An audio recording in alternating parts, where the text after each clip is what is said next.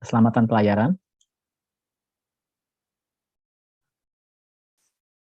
Oke, lihat gambarnya juga ya. Ini kapal nih, yang atas kapal yang hampir tenggelam terkena ombak besar di laut. Yang kedua, kapal yang terbakar. Inilah kira-kira gambaran kecelakaan di pelayaran. Baik, rekan-rekan sekalian, saya akan coba share materi ini, mudah-mudahan bisa bermanfaat buat rekan-rekan sekalian. Dan seperti biasa, saya pun ingin kita interaktif ya. Jadi silakan, ada yang menyampaikan, ada yang apa, sampaikan aja. Bisa di kolom dia atau raise hand, silakan. Saya pengen kita bisa interaktif ya. Oke, baik. Oke, apa tujuan pembelajaran kita saat ini? Pertama kita harus tahu dulu kegiatan pelayaran itu perkapalan apa saja. Kemudian mengenal bahaya dan risikonya, memahami konsep dasar keselamatan pelayaran, dan mengetahui peraturan dan standar berkaitan dengan pelayaran. Ini kira-kira gambaran umum tujuan pelajaran kita. Mudah-mudahan nanti setelah selesai kita training ini, poin-poin ini bisa kita pahami dengan baik. Dan bila ada yang kurang jelas, silahkan disampaikan saya langsung kita akan saya coba jelaskan. Baik, itu summary tadi Pak Agung sudah menjelaskan ya, summary tentang profil saya. Saya tambahkan juga emang ya saya kerja hampir 25 tahun di berbagai perusahaan, dan di beberapa tempat itu emang saya berhubungan dengan kegiatan pelayaran juga. Seperti waktu di petrokimia itu kita langsung ngirim produknya pakai kapal ya. Jadi di pabrik itu pinggir laut, kita langsung ada jetinya. Jadi saya selalu suka ngecek kapal juga. Terus di tempat pekerjaan lain juga saya berhubungan juga dengan kegiatan perkapalan seperti ini ya. Ini di pelabuhan juga pas kita mengirim barang dengan kapal kecil. Kira-kira seperti inilah, dan karena itu untuk training ini saya akan coba share juga pengalaman saya, mudah-mudahan bermanfaat. Oke, summary training kita, pertama kita akan mengetahui apa itu pelayaran secara umum. Jadi sebelum kita mengetahui standar safety-nya, kita tahu dulu apa itu pelayaran sebenarnya. Kita mengenal kecelakaan, seperti apa kecelakaan di pelayaran, konsep dasar keselamatan pelayaran, baik untuk kapal kecil di sungai, danau, ataupun kapal besar di laut. Kita mungkin akan fokus di kapal besar yang di laut ya, kontainer, kapal penumpang, tapi nanti kan kita bahas juga untuk kasus kapal kecil. Terus nanti akan saya jelaskan standar-standar dan peraturan mengenai keselamatan pelayaran, prosedur keselamatan, dan kita harus mengenal juga alat-alat perlindungan diri bahaya di laut. Jadi ini semua pertama bagi rekan-rekan yang ingin bekerja di pelayaran, dapat pemahaman awal. Tapi setidaknya pun kalau kita sebagai penumpang, kita menggunakan fasilitas transportasi laut, atau naik kapal kecil di sungai, danau, kita udah punya standar umum bagaimana kita ingin selamat dalam kegiatan pelayaran ini.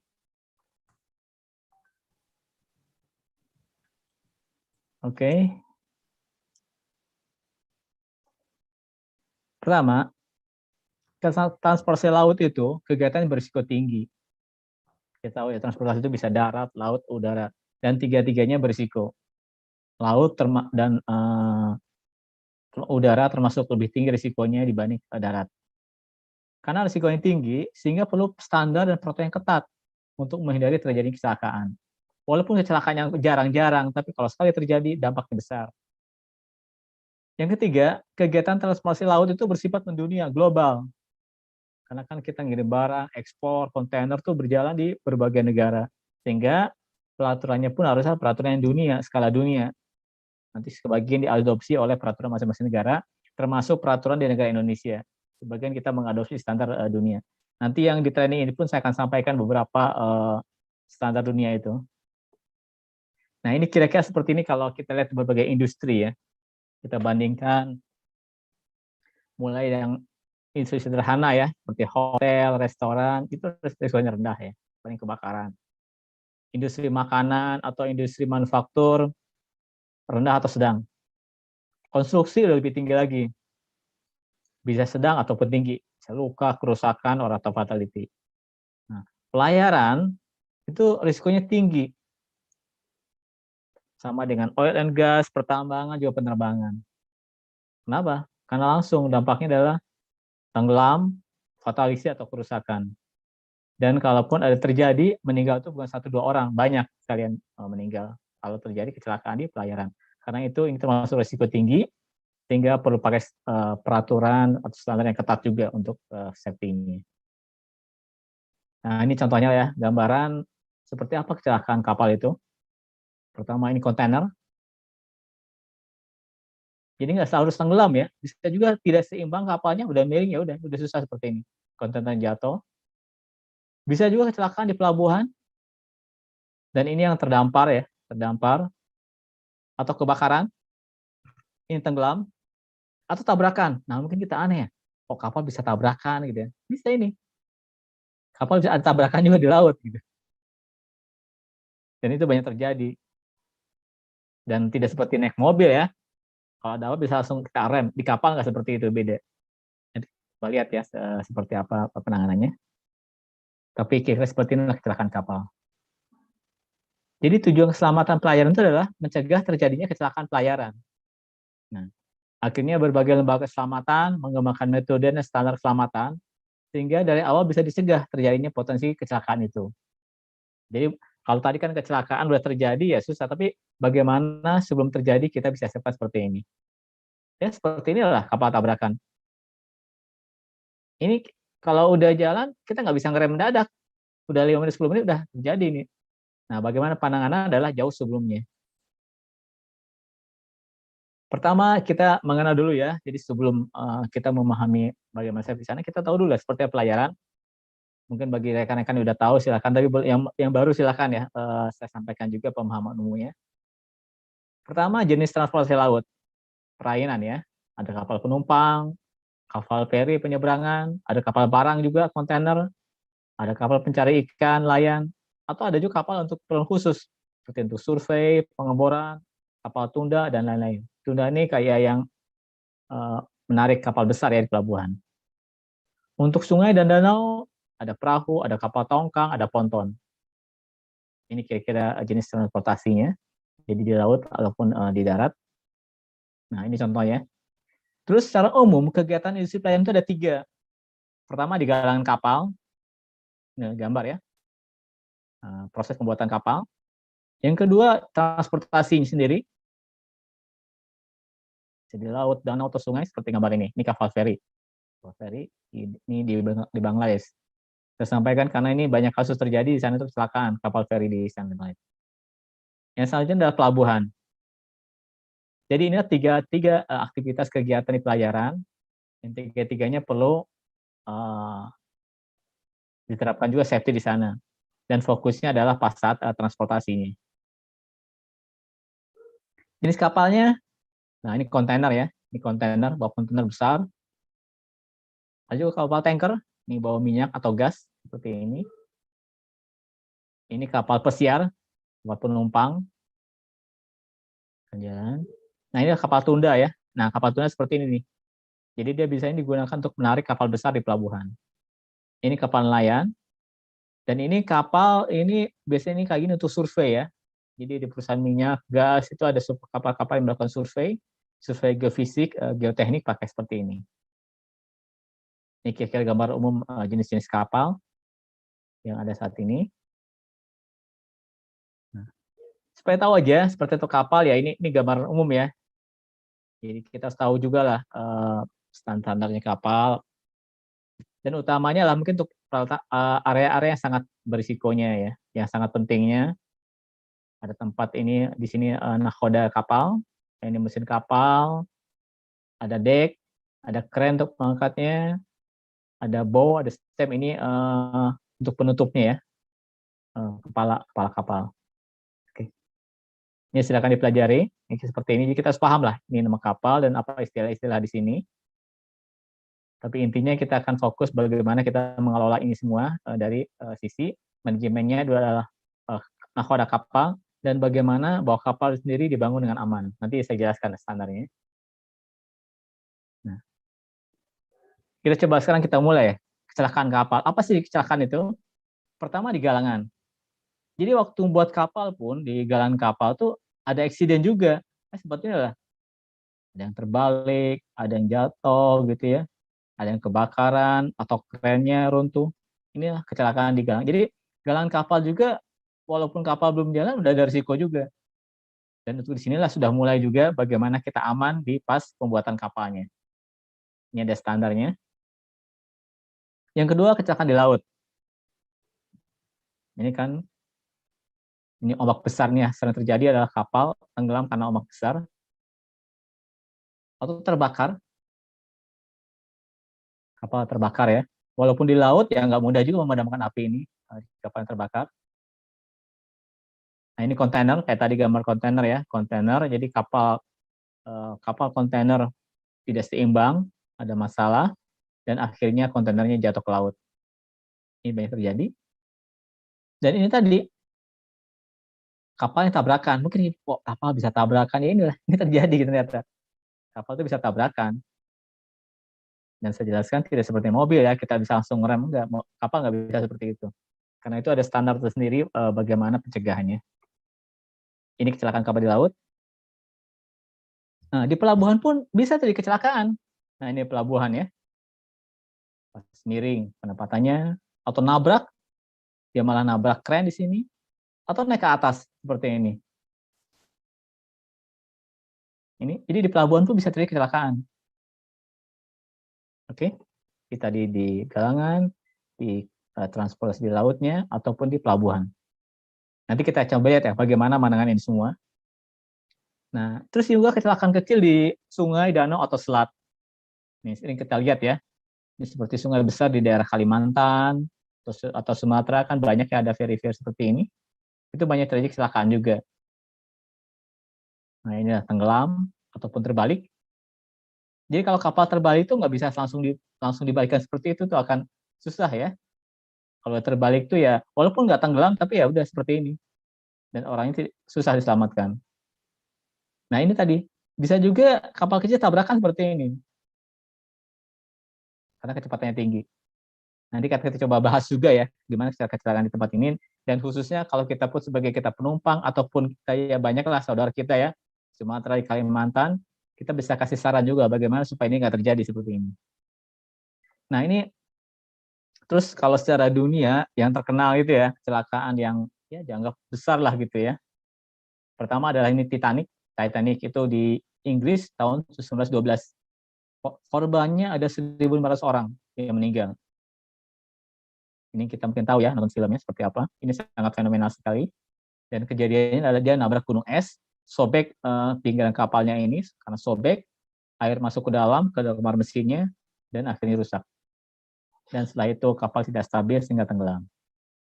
Di Indonesia yang terkenal adalah Tampomas II, ini tahun 84, meninggal ada 400 orang. Jadi ini kapal ini berjalan dari Jakarta menuju Makassar. Di daerah Laut Jawa, daerah Masalimbo, kapal terbakar beberapa hari.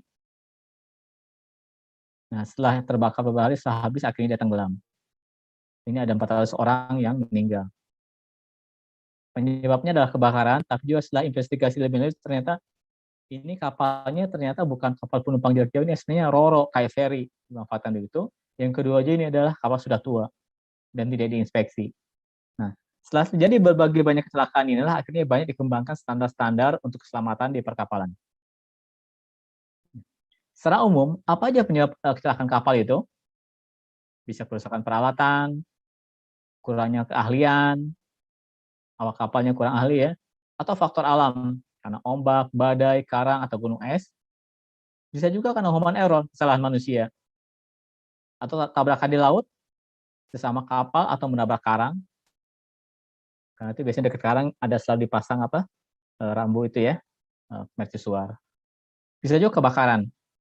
Kalau kebakaran di kapal susah dipadamkan, kapal bisa nggak stabil, bisa tenggelam. Bisa juga karena perawatan kapal tidak baik atau perlengkapan selamatan yang tidak memadai. Nah, ini kira-kira gambar umumnya. Nah, karena itulah akhirnya akhirnya lembaga keselamatan di dunia namanya IMO ya, International Maritime Organization, dan juga berbagai lembaga lain seperti ILO dan OSHA mengembangkan standar-standar tentang keselamatan pelayaran. Dan itu mungkin kita akan lebih banyak ke sana ya, karena acuannya di sana. Jadi kita paham itu nanti penerapan untuk di praktisnya seperti apa. Nah, ini kira-kira peraturan pelayaran tuh ya. Kalau di Indonesia tuh ada undang-undangnya nomor 17 tahun 2008, nomor 31 tahun 2021 ini tentang pelayaran. Ada juga peraturan Menhub nomor 45 tahun 2012. Ini adalah ratifikasi mengadopsi standar dunia ISM kode ya, nanti saya jelaskan. Nah, kalau internasionalnya apa peraturannya, standarnya? Yang terkait itu ada IMO, International Maritime Organization. Jadi ini organisasi kelautan dunia. Nah, IMO inilah, ini ada perwakilan dari berbagai negara. IMO inilah yang mengembangkan berbagai standar yang diikuti oleh semua negara di dunia ini. Nah, produk-produk IMO antara lain adalah, pertama dia buat ini SOLAS namanya, SOLAS, Convention of Safety of Life at Sea, tahun 1974. Ini standar tentang keselamatan, nanti saya coba jelasin dikit ya. Kemudian tahun 1993 dikembangkan ISM Code, International Safety Management, maksudnya manajemen keselamatan untuk kapal. Ada juga namanya STTW, ini peraturan masalah sertifikat dan watchkeeping. Ini khusus untuk pelaut, jadi untuk pelaut, awak kapal itu ada standar pelatihan dan kompetensi apa aja yang perlu mereka miliki. Ini di STTW. Terus ada MARPOL, MARPOL itu Marine Pollution Prevention, khusus masalah pencemaran, bagaimana pencemaran di laut. ILO, ini lembaga organisasi buruh dunia, ada juga tentang maritim lebarnya. Terus khusus tentang pelabuhan ada juga standarnya, ISPS, standar kodenya, dan juga ada standar juga ya untuk yang lainnya lagi ini, termasuk OSAS mengembangkan juga. Nah ini kira-kira, jadi ISM itu adalah kode internasional tentang manajemen keselamatan di kapal, SOLAS, awalnya tahun 74, tapi terus diupdate. Jadi peraturan internasional tentang keselamatan di laut yang dibuat oleh Organisasi Maritim Internasional, IMO, ini tahun 74 dibuatnya, dengan disebutnya SOLAS 74 ya. Ada MARPOL juga ini tahun 73-78, ini untuk masalah pencemaran di laut. Ada COLREG, nah ini tadi, pencegahan tabrakan di laut, sampai ada buat peraturan internasional namanya Collision Regulation, peraturan untuk pencegahan tabrakan, sampai seperti ini dibuatkan ya, dan harus diikuti oleh semua kapal di dunia. Ini tadi STCW, standar latihan, training, sertifikasi, dan penjagaan bagi para pelaut ya. Awak kapal ada standarnya, minimal dia harus ikut training apa. Terus juga ada peraturan pemerintah dari undang-undang maupun peraturan dari Dirjen Perhubungan Laut. Terus juga ada peraturan tentang klasifikasi kapal. Nanti saya jelaskan klasifikasi kapal seperti apa. Ini kira-kira standar ininya. Kita coba pelajari dikit ya sebelum kita detailnya. Karena di masing-masing standar ini ada detail penjelasan bagaimana kita menerapkan keselamatan di pelayaran. Untuk SOLAS ini termasuk yang awal ya. Jadi dia udah membuat bagaimana standar tentang kapal yang aman, stabilan perlindungan kebakarannya itu ada dibuat peraturannya. Penyediaan alat keselamatan, pelampung, perahu penyelamat, ban penyelamat, ini di SOLAS disebutin. Penggunaan radio komunikasi, sistem navigasi. Ini awalnya SOLAS seperti ini, pas awal didirikan.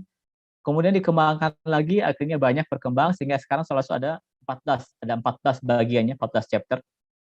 Awalnya 4, terus kemudian 12, dan tahun 2016 tambah 1, tahun 2017 tambah 1, sehingga total sekarang ada 14. Tapi intinya, peraturan yang penting SOLAS itu adalah masalah konstruksi kapal, bagaimana buat kapal yang aman, peralatan keselamatan, apa aja peralatan keselamatan di kapal, kayak ini peralatan penyelamatnya, pelampung, skoci, lain-lain.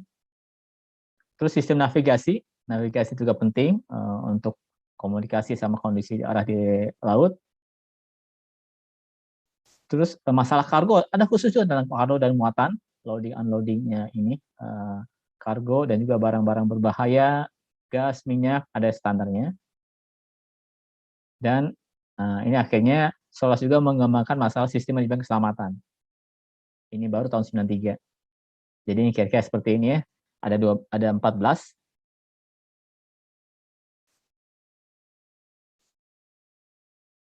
Oke, ini kira 14 chapternya. Ada 14 chapternya berubah sama SOLAS. Ini detail teknis sekali ya, bagaimana standar kapal dengan berbagai bidangnya. Dan tiap perusahaan kapal, pemilik kapal harus mentaati standar-standar ini. Karena dengan mentaati inilah maka dia akan selamat dalam perjalanannya. Nah, kemudian dikembangkan juga oleh IMO setelah ada SOLAS, dia mengembangkan ISM Code. ISM Code ini kayak ISO sebenarnya, jadi masalah manajemen keselamatan di kapal. Jadi kalau SOLAS tadi adalah teknis, bagaimana teknis kapal, peralatan segala macam. Kalau ISM ini adalah berhubungan dengan standar manajemen di kapal. Jadi seperti ISO lah kira-kira ya. Dan ini ada berapa ya? Ada 16 elemen. Nah, jadi intinya perusahaan pelayaran wajib menerapkan ISM Code ini untuk mencegah terjadi kebakaran. Dia ada 16. Jadi ini kebanyakan berhubungan dengan manajemen sebenarnya. Itu bedanya ISM Code dengan SOLAS. Kalau SOLAS kebanyakan teknis, ISM Code ini kebanyakan berhubungan dengan masalah manajemen. Nah, ini menarik ya. ISM Code ini ada sejarahnya. Jadi dulu kan sebenarnya ada SOLAS awalnya. Jadi IMO ini pertama menerapkan SOLAS untuk masalah peralatan di kapal segala macam. Nah, tahun 93 ada tahun 87. Ini ada kejadian. Ini di Belgia. Jadi ini ada kapal feri ya. Kapal feri ini besar. Jadi ini bertingkat-tingkat, ada bawa penumpang, ada bawa truk, bawa bis segala macam. Ada beberapa tingkat. Nah, saat itu ferinya kecelakaan. Ini sebelum berangkat dan inilah akhirnya. Nggak sampai tenggelam tapi seperti inilah, miring. Dan banyak yang meninggal juga di sana. Ini setelah dinaikkan ya, dibantu oleh kapal lain. Nah, ini kejadiannya seperti apa? Menarik juga. Jadi kalau kapal feri, kalau mau jalan, mungkin kapal feri kalau yang suka ya lewat ya ke Sumatera ya, Merak, Bakauheni, ataupun di Gilimanuk ke Bali, kapal feri itu kan bawa penumpang, juga bawa mobil, semacam ini. Nah, jadi mobil naik dari sini nih, mobil ada pintunya, masuk dari sini, truk masuk ke dalam, penumpang juga nanti tangganya masuk ke dalam, inilah feri seperti ini. Dan standarnya adalah feri itu kan naik buang jangkar di pelabuhan, nanti kalau sudah penuh penumpangnya udah siap berangkat, ditutup pintunya, ada masing-masing orang tutup pintunya, dan siap akhirnya feri itu berjalan. Nah, kasus feri ini adalah pas sudah masuk semua, truk bus segala macam siap-siap menjalan, ada satu orang petugas yang kerjanya menutup pintu ini, pintu depan ini, tempat masuknya truk sama bis kendaraan dari depan, dia tuh lupa nutup. Jadi ceritanya, krunya itu ketiduran, kecapean gitu ya, udah, oh ya, nggak apa-apa lah, nanti saya ini kan. Kita ketiduran di kabinnya, tempat istirahatnya. Nah, yang nahkoda kapal udah tahu kan nih, udah penumpang udah penuh apa segala macamnya. Tapi lupa memperhatikan ini. Ada yang lupa nutup ini dengan penuh. Jadi nggak tutup sempurna ini pintu depannya. Nah, kalau kapal itu kan jalan ke depan itu. Nah, pas sudah jalan, karena terbuka, akhirnya air laut masuk ke dalam ini, ke dalam feri ini, ke tempat muatan di bawah, sehingga akhirnya oleng kapal seperti ini dan tenggelam. Sehingga akhirnya truk busnya pun masuk ke laut dan orang pun banyak yang meninggal. Ini banyak kasus yang meninggal di sini juga. Nah, setelah itu dicoba diteliti, ini kapalnya bagus, standarnya ada skoci, ada penyelamat, segala macam, lengkap lah standarnya. Tapi kejadian juga, ternyata kenapa? Oh ya ini, ada kecerobohan, petugas yang menutup pintu ini lupa menutupnya. Tapi bukan hanya salah dia, kenapa supervisornya, nahkodanya tidak mengecek itu semua. Nah, dari sanalah akhirnya berdasarkan investigasi, ini terjadi karena kecerobohan anak buah kapal, dan intinya adalah ya manajemen. Ini yang nahkodanya, ada bagian apa segala macamnya, dia tidak mengecek apa yang tadi dilakukan. Nah, karena itu akhirnya ini yang bukan hanya petugas untuk pintu, tapi semua nahkoda kapal juga pembeli perusahaan pelayaran ini mendapat hukuman karena dia telah lalai. Nah, setelah itulah akhirnya dibuat standar manajemen seperti ISO 9000 ya, bagaimana semua orang tuh mengecek dan rapi, tidak ada yang tertinggal semua pekerjaan itu. Nah, sehingga akhirnya dikembangkanlah ISM ya. Jadi ISM itu seperti ISO,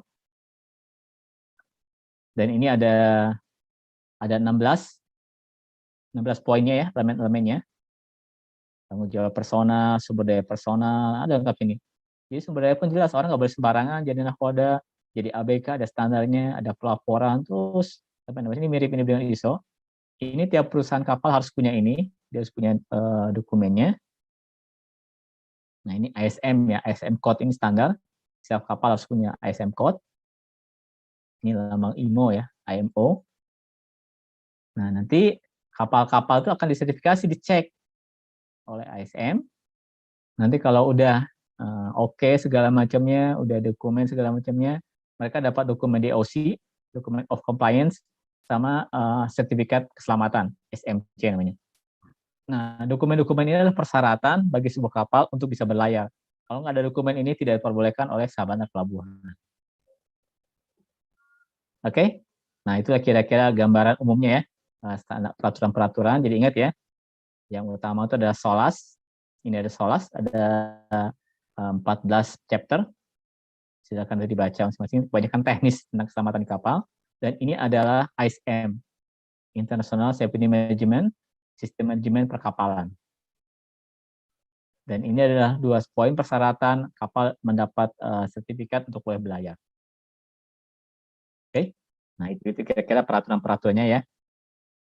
Nah, baik, sekarang kita lanjutkan konsep dasar keselamatan pelayaran. Nah, jadi menurut IMO, ini gambar kapal ya, keselamatan pelayaran itu sebenarnya hanya 3. Pertama, keselamatan jiwa manusia. Kedua, keselamatan kapal atau harta, materi, atau muatan. Yang ketiga, keselamatan lingkungan. Tidak terjadi pencemaran. Jadi intinya jangan sampai ada manusia yang meninggal karena tenggelam, karena mati di laut. Tidak ada kapal yang tenggelam, ataupun barang-barang yang rusak, atau kontainer jatuh ke laut, atau terbakar, dan tidak terjadi pencemaran. Inilah 3 poin keselamatan pelayaran. Ingat ya, standar ISO, IMO tadi 3 ini. Inilah tujuannya. Keselamatan jiwa manusia, keselamatan kapal, dan keselamatan lingkungan. Oke.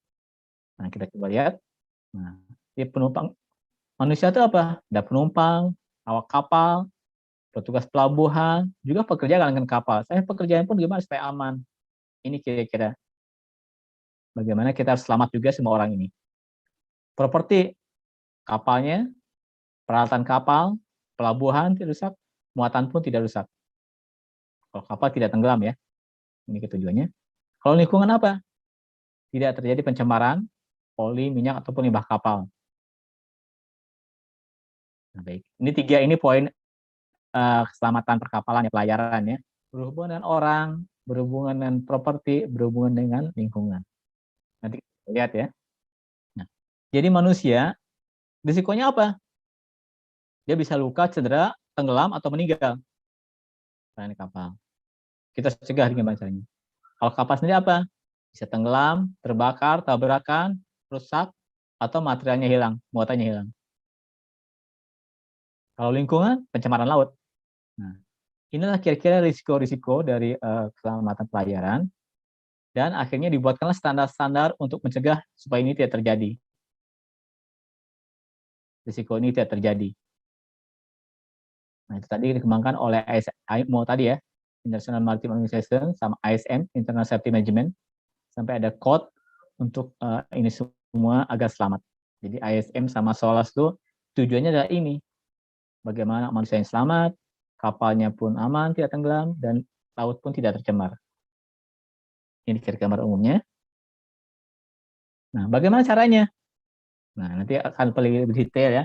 Keselamatan manusia seperti apa? Ini akhirnya ada alat pelindung diri, ada pelampung, ada skoci gitu ya, ada lifebuoy kayak ring itu ya, ban penyelamat itu.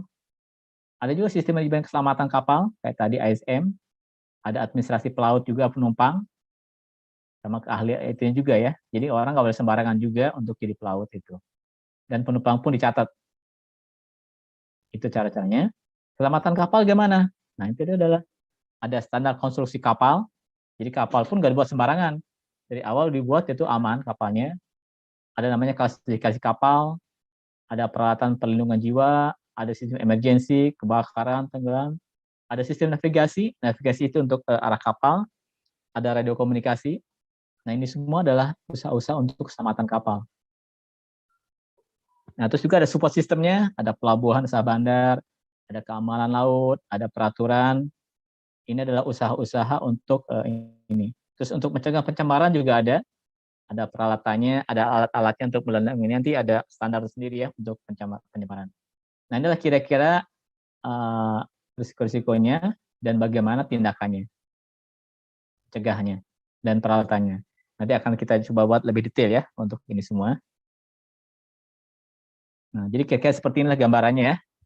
Jadi seperti apa manajemen pelayaran itu? Ini penting sekali ingat ya. Pertama, dimulai dari pembuatan kapal. Jadi pas buat kapal, kapalnya pun pakai standar desain yang aman. Kerjanya pun aman. Di sini nggak boleh sembarangan buat kapal itu nanti ada acuannya. Dimulai dari sini. Jadi kapalnya pun aman, udah dari awal dibuatnya. Nggak boleh sembarangan ya. Terus setelah selesai dibuat, kapalnya nanti akan dicek, dikasih klasifikasi. Ada namanya biro klasifikasi, akan melakukan pengecekan dan mengeluarkan sertifikat ke kapal itu juga dari pemerintah. Jadi udah dipastikan kapalnya aman dibuatnya, terus dicek, oke. Nah, udah selesai, nanti dia ke pelabuhan. Pelabuhan akan dicek juga tentang kelaikannya dia siap berlayar, peralatannya lengkap segala macamnya, orang-orangnya, suratnya juga lengkap, ada persyaratan yang lainnya, sehingga akhirnya dikasih surat izin berlayar oleh Sabandar, oleh administrasi pelabuhan. Nah, setelah itu dia bisa berlayar. Jadi harus ada ini dulu, nggak boleh sembarangan kapal tuh tiba-tiba pergi, nggak. Ada syaratnya juga, diizinkan dulu oleh Sabandar. Oke, dia akan berlayar. Nah, setelah berlayar, bagaimana pengamanannya? Ya, kita kalau udah di laut, berarti kan kita mengandalkan pada awak kapalnya. Jadi awak kapalnya pun nakodanya punya kompetensi, punya spesifikasi, punya keahlian. Nah, ini orangnya nggak sembarangan ya untuk itu ya. Juga ada organisasinya untuk bagaimana apa ya mengoperasikan kapal di laut. Ini nggak boleh sembarangan, ada orang khusus sendiri ya. Terus juga ada prosedur operasinya, prosedur kerja, sistem manajemen kapalnya seperti apa. Terus juga ada rambu-rambu dan ada standar dari pelayan dunia, dari IMO tadi ya, untuk standarnya seperti apa. Ada juga peraturan Indonesia, ini semua ditaatin. Nah, kalau ini semua di proses ini dijalani, insya Allah kapalnya akan aman, terhindar dari bencana, dan akan selamat. Ini kira-kira gambaran umum ya, keselamatan pelayaran, skemanya, sederhananya. Ini penting sekali, harus dipahami benar-benar ya, seorang lagi. Sejak kapal dibuat, diklasifikasi, terus juga pas pemeriksaan di pelabuhan, berlayar, terus awak kapalnya pun udah terlatih, ada prosedurnya, dan ada standar dunianya. Nah, inilah semua hal berkaitan dengan keselamatan pelayaran. Kalau ditaati semuanya, ini akan bisa mencegah terjadinya kecelakaan di pelayaran. Nah, untuk itu semua juga ada supportnya ya, dari pemerintah buat peraturan, undang-undang, ada juga dari keamanan laut, angkatan laut, Badan Perhubungan, dari lembaga internasional tadi, ada pengelola pelabuhan, ada birokrasi klasifikasi kapal yang saya jelaskan, dan juga ada perusahaan pemilik kapal. Nah, ini semua ya, dari ini semua. Nah, ini contoh-contohnya ya, standar K3 dalam pembuatan kapal, udah ada ini peraturannya. Ada SNI-nya, ada ISO. Jadi pas kapal dibuat kan udah ada, ini SNI-nya nih. SNI, Standar Nasional Indonesia berkaitan dengan pembuatan kapal. Jadi pas kapal dibuat kan udah ada acuannya, nggak boleh sembarangan. Materialnya apa, segala macamnya. Ini ada standarnya. Ada kodenya juga. Ini pakai ILO. ILO itu berhubungan dengan perburuan. Ada OSA juga berhubungan dengan masalah shipyard ini, galangan kapal. Nah, ini contohnya ya. Di galangan kapal pun seperti ini, orang-orangnya, pekerjanya, APD-nya apa digunakan, sistem pekerjaan seperti apa. Ada peraturannya. OSA ada mengeluarkan seperti ini, peraturan OSA. Nah, ini standar secara umumnya ya, galangan kapal, pemeriksaan kapal berkala, ada SMS, juga ada klasifikasi. Nah, oke, kira-kira seperti ini ya, ini gambaran umumnya. Tapi intinya adalah ini ya, saya ulang lagi, pas kapal dibuat sertifikasi, klasifikasi, dapat izin dari pelabuhan, dia berlayar, awak kapalnya orang yang ahli, punya ikuti prosedur dan ikut standar pelayaran dunia. Kalau ini semua ditaati, maka akan bisa diterapkan keselamatan di pelayaran. Oke, sebelum saya jawab berkata, mungkin saya cukup sementara itu dulu ya. Ini gambaran umumnya. Nanti sebelum saya sampai ke materi yang lain, saya pengen membuka kesempatan, silakan Bapak Ibu semuanya ada yang mau ditanyakan tentang ini semua ya. Jadi bisa bertahap. Jangan sampai nanti masih ada bingung. Silakan. Silakan Wanda, Agung bisa disampaikan. Silakan rekan-rekan Bapak Ibu yang ingin memberikan atau mengajukan pertanyaan atau sharing, dipersilakan menuliskan di kolom chat atau bertanya langsung. Kita sudah buka untuk sesi pertama ini ya. Ya, di silakan. tengah materi silakan bagi yang ingin bertanya atau memberikan tanggapan, silakan diberi kesempatan untuk satu atau dua orang peserta ya di tengah-tengah materi ini. Selama bergabung ada Pak Gunawan Cahyadi, silakan Pak Gunawan. Ada beliau dari Trisakti nih, Pak Hendra. Oh, Sati. Oh iya. Selamat datang, Pak. Iya, Pak. Selamat sore, Pak Agung. Maaf, Pak Agung, baru selesai rapat majelis nih, Pak Agung. Oh iya. Oh, oke. Iya, tadi baru mulai jam 2:30. Aduh, maaf. Terus ada persoalan berat soal SDM, jadi agak mulur nih, Pak Agung. Oh, oke. Baik, nanti kalau gitu boleh di akhir nanti Pak Gunawan, silakan. Iya. Oke, silakan Bapak Ibu nanyakan, terutama mungkin yang masih baru ya, baru mengenal dunia pelajaran, mungkin bisa menyampaikan. Jadi saya pikir orang bisa paham, oh seperti ini ya, supaya nggak salah paham nantinya dari awal. Pak Indra Jakobalis juga, silakan Pak Indra, barangkali ingin sharing, dipersilakan. Bapak Ibu yang lain, mohon maaf saya tidak hafal satu persatu. Yeah. Dan kalau nggak salah tadi ada Ibu Baroroh Bestari ya dari, oh ini ada dari Pak Sudrajat. Oke. Perhitungan penyusutan kapal dan berapa life use maksimumnya. Saya nggak tahu nih Pak, silakan Pak Indra. Oke. Ya, terima kasih Pak Sudrajat. Ini pertanyaan teknis sekali. Bagaimana perhitungan penyusutan kapal dan lifetime-nya ya, maksimumnya. Ini sangat teknis sekali. Saya nggak bisa jawab Pak Sudrajat ya. Tapi dari standarnya, nanti kita bisa lihat di acuan tadi itu, yang tadi SOLAS segala macam tadi itu ada. Tapi utamanya nanti ada saya jelaskan Pak ya, itu di klasifikasi kapal. Kan ada pemeriksaan tahunan oleh Badan Klasifikasi Kapal, nanti dia akan menghitung itu kok. Ada perhitungannya seperti apa. Mereka akan mengeluarkannya, dan nanti itu beda-beda untuk tiap kapal juga. Kira-kira seperti itu. Ini teknis sekali Pak Sudrajat ya. Saya nggak bisa jawab detail, tapi nanti di bagian klasifikasi nanti saya akan coba jelaskan kok.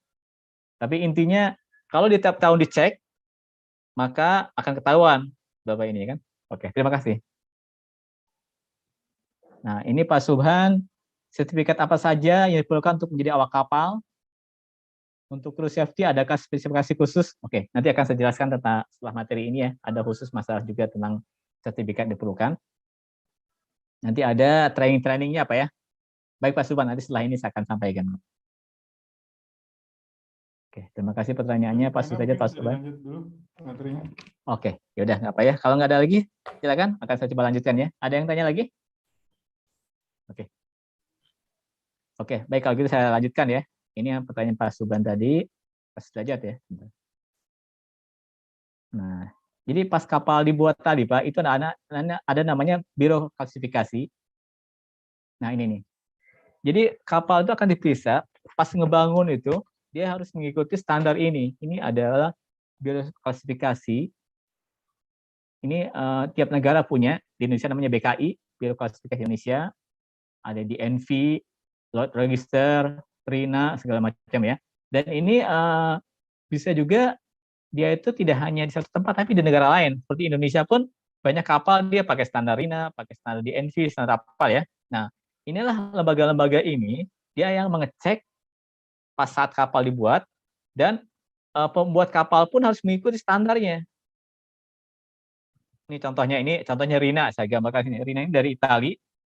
RINA itu singkatan apa tadi ya? Dari Italia ini nih, Register Italiano Naval. Jadi standar pembuatan kapal Itali. Sampai pas udah membuat kapal pun, itu udah standarnya ada. Jadi ini bahannya apa, ketebalan seperti apa, ini gimana kondisinya, udah ada standarnya, ada standar teknis sekali. Jadi pembuat kapal tuh pas buat kapal, oh ya saya ngikutin RINA, saya ikut DNV, ikut BKI. Nah itu udah ada acuannya seperti apa sejak dari awal, seperti apa, dan dia harus ketat. Ini materialnya apa segala macam mengikuti standar itu. Nah nanti itu emang udah ada perhitungannya. Kalau pakai ini maka usianya seperti ini, beda-beda gitu kan. Nah jadi contoh sederhana aja ya, mungkin dari RINA itu kalau ini kamu harus pakai materialnya misalnya besi ini gitu ya. Kalau pakai itu maka umurnya bisa sampai 25 tahun misalnya. Standar RINA itu biasanya 25 tahun satu kapal itu. Nah, tapi kalau kita pakai material yang lain, pakai KW misalnya atau barang-barang yang lain, maka umur pakainya akan berkurang juga. Nah, ini sejak awal teknis itu udah diinikan. Ini tadi pertanyaan Pak Sudrajat ya. Jadi sejak awal dia harus sudah ngecek dan ini udah di set ini bisa berapa tahun kapal ini. Kalau dia ngikut standar ya. Bisa RINA, DNV atau yang lain atau Indonesia BKI misalnya kan. Nanti akan dilihat kan. Nah, ini standar pembuatan kapal.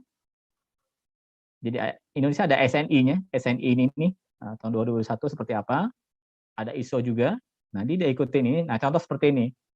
Jadi ini contohnya BKI di Indonesia ya. BKI kan ngecek nih pas kapal dibangun tadi seperti apa desainnya, sebenarnya prosesnya. Dia kan ngecek semua materialnya itu, materialnya apa segala macam sesuai nggak sama speknya. Nah, kalau udah selesai, nanti dia akan ngasih sertifikasi. Setelah itu dia akan melakukan pengecekan berkala juga. Biasanya tiap tahun akan dicek pada itu kapalnya, material, peralatan segala macamnya dicek bahwa itu lengkap sesuai. Nah, kalau kapal udah seperti ini, misalnya pas dibangun awal, mengikuti standar, misalnya ini bisa 25 tahun. Nah, terus akan disertifikasi, oke, ini kapal ini buat tahun berapa, materialnya oke semua, terus tiap tahun dicek, oke, kapal ini bisa 25 tahun. Jadi pertanyaan Pak Surya tadi bisa terjawab, pas di awal ini Pak, Biro Klasifikasi lah akan memberikan garansi, oh, ini kapal udah standar. Tapi dia akan ngecek juga, ini sebenarnya menurut desain bisa 25 tahun. Tapi ternyata pembuat kapalnya curang misalnya, materialnya ini diganti yang lain, ini diganti yang lain lebih murah. Jadi tidak bisa 25 tahun, mungkin hanya 20 tahun. Nanti di BK inilah, nanti tiap tahun dicek sama dia, cek terus, oh ternyata dia tidak sesuai ini, wah ini nggak bisa 25 tahun nih, 15 tahun juga udah, kapal ini udah nggak layak misalnya. Itulah Biro Klasifikasi inilah yang akan memberikan penjelasan. Kira-kira seperti itu Pak ya. Jadi pertanyaan Pak Sudrajat, ini adalah Biro Klasifikasi inilah yang akan memberikan jawabannya. Karena teknis sekali ya, teknis sekali, lihat gambarnya seperti ini. Nah, bagaimana prosesnya?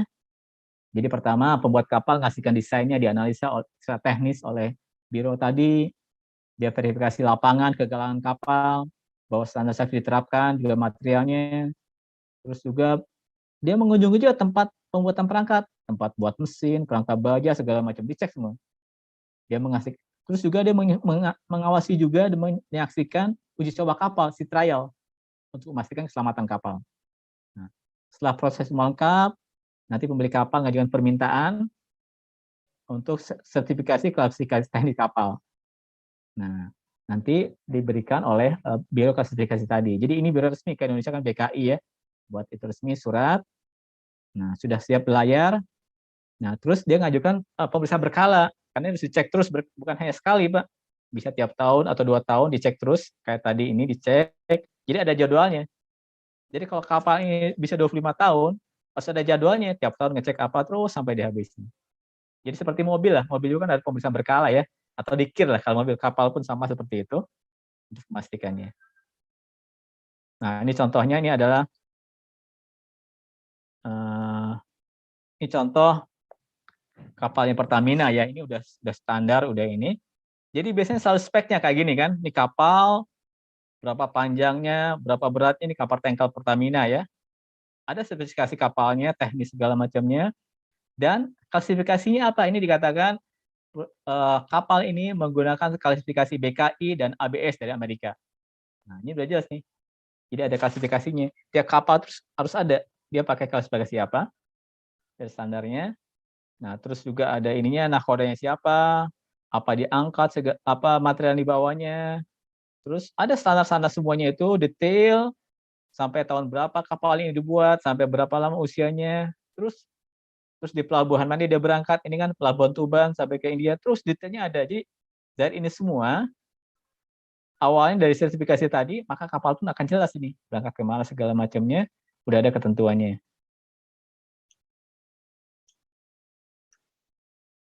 Oke. Nah, ini kira-kira seperti inilah. Jadi kalau pengen pertanyaan tadi Pak Sudayat adalah usia ini tergantung ini. Lembaga klasifikasi kapal inilah yang akan memberikan jaminan dia kuat berapa lama. Terus tadi ini ada pertanyaan dari Pak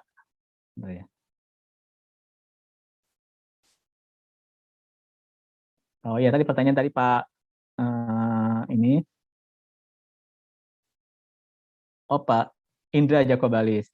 Mengapa penyeberangan feri di Selat Sunda tergolong angkutan sungai dan danau, bukan transportasi laut? Ya itu mungkin kebijakan di Indonesia aja Pak ya. Walaupun sebenarnya itu laut Selat Sunda, tapi dimasukkan dari pemerintah tuh Hupla tuh angkutan sungai dan danau Pak. Karena dianggapnya jarak dekat ya, 2 jam udah nyampe dari Merak sampai Bakahuni. Itu Mungkin saya tambahkan sedikit ya, Pak Indra. Ya, silakan. Karena itu kan tidak, jadi hanya 2 pelabuhan ya, dia bolak-balik saja. Gitu. Ya. Jadi kalau transportasi laut kan dia bisa ke beberapa pelabuhan. Kalau ASDP itu di bawah Dirjen Perhubungan Darat malah itu. Itu karena hanya 2 titik bolak-balik saja begitu Pak Indra. Ya betul. Ya bisa juga itu Bang. Oke, kira-kira itu jelasnya ya. Mungkin bisa dibuka Pak Sudrajat, silakan. Ada masih belum jelas Pak, silakan mungkin dibuka aja. Silakan Pak Sudrajat.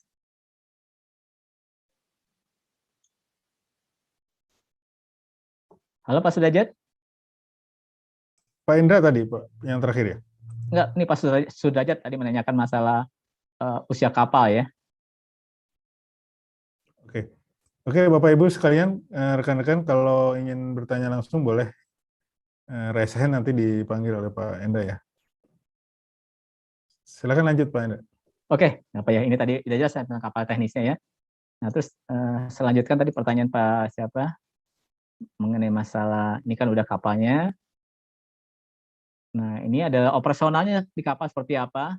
Ini ada juga prosedurnya, prosedur planning, ada organisasinya, ada masalah navigasi. Ini udah di kapal ya.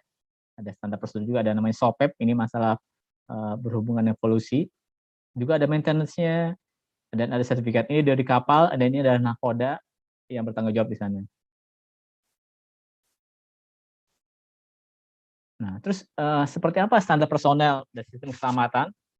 Pertama minimal yaitu tadi pelatihan sama kompetensi ya. Nanti ada training namanya SCTW, nanti saya akan jelaskan apa aja standar minimal training sertifikasi yang harus dimiliki oleh awak kapal.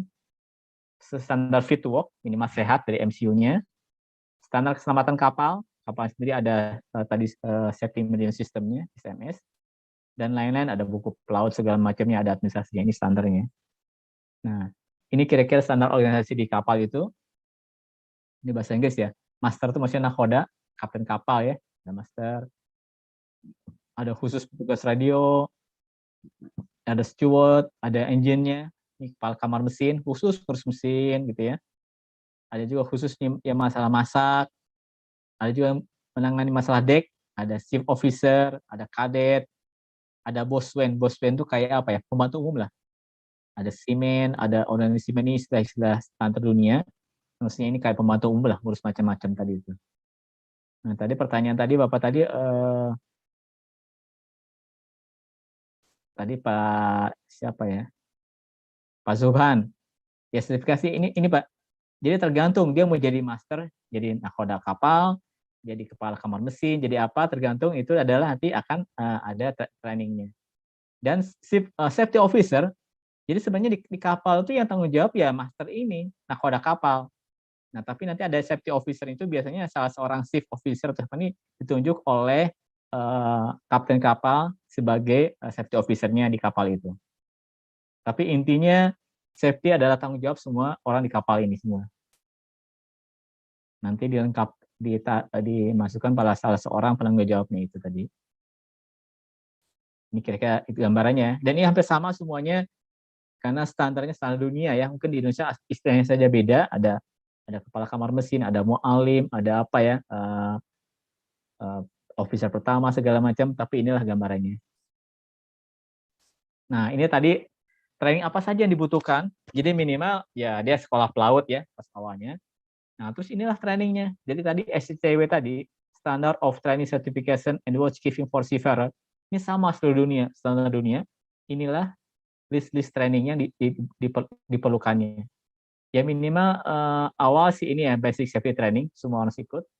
Nanti barulah dia tergantung apa keahlian dia, mungkin masalah radar, masalah radio, electrical, masalah medical untuk medisnya ya, masalah engine room nih untuk orang kamar mesinnya, masalah security, masalah tangki minyak ya, oil tanker. Terus juga ada masalah ini khusus masalah dia tadi navigasi. Jadi orang itu emang trainingnya itu udah khusus spesifik karena nggak bisa orang semua bisa menguasai. Ada khusus orang mesin mekanik, ada khusus masalah radar, ada khusus masalah kayak tadi medis segala macamnya. Jadi inilah training-training yang dibutuhkan. Dan nanti pun ini akan dicek ketika kapal akan berlayar, dicek nih orangnya udah lengkap belum. Jadi semua orang-orang yang tadi yang kerja tadi itu ini udah punya masing-masing sertifikat keahliannya, nggak boleh sembarangan. Jadi kalau orang kamar mesin dia punya keahlian apa, latar belakang pendidikan dan trainingnya apa. Juga masalah radio kan nggak sembarangan juga, radio navigasi orang yang udah ahli juga. Nah, kira-kira seperti ini untuk menjawab pertanyaannya pertanyaan di Pak Suban. Ini dari Pak Ahmad bin Yusuf. Kenapa belum ada posisi khusus bagi HSE, padahal tingkat risiko kecelakaan tinggi? Itu saya jelaskan tadi ya. Jadi ini secara umum adalah di master ini, nakoda. Dan itu Ship Safety Officer nanti adalah salah satu ship officer-nya. Ini secara umum. Dan emang nanti kalaupun ada perkembangan peraturan dunia dari IMO, nanti dia akan ada khusus untuk mungkin orang safety-nya siapa gitu. Tapi kalau untuk kapal-kapal yang khusus untuk proyek khusus, kayak pengalaman saya, kapal misalnya untuk pengeboran atau survei di lepas pantai untuk perusahaan migas, ada khusus orang safety officer-nya.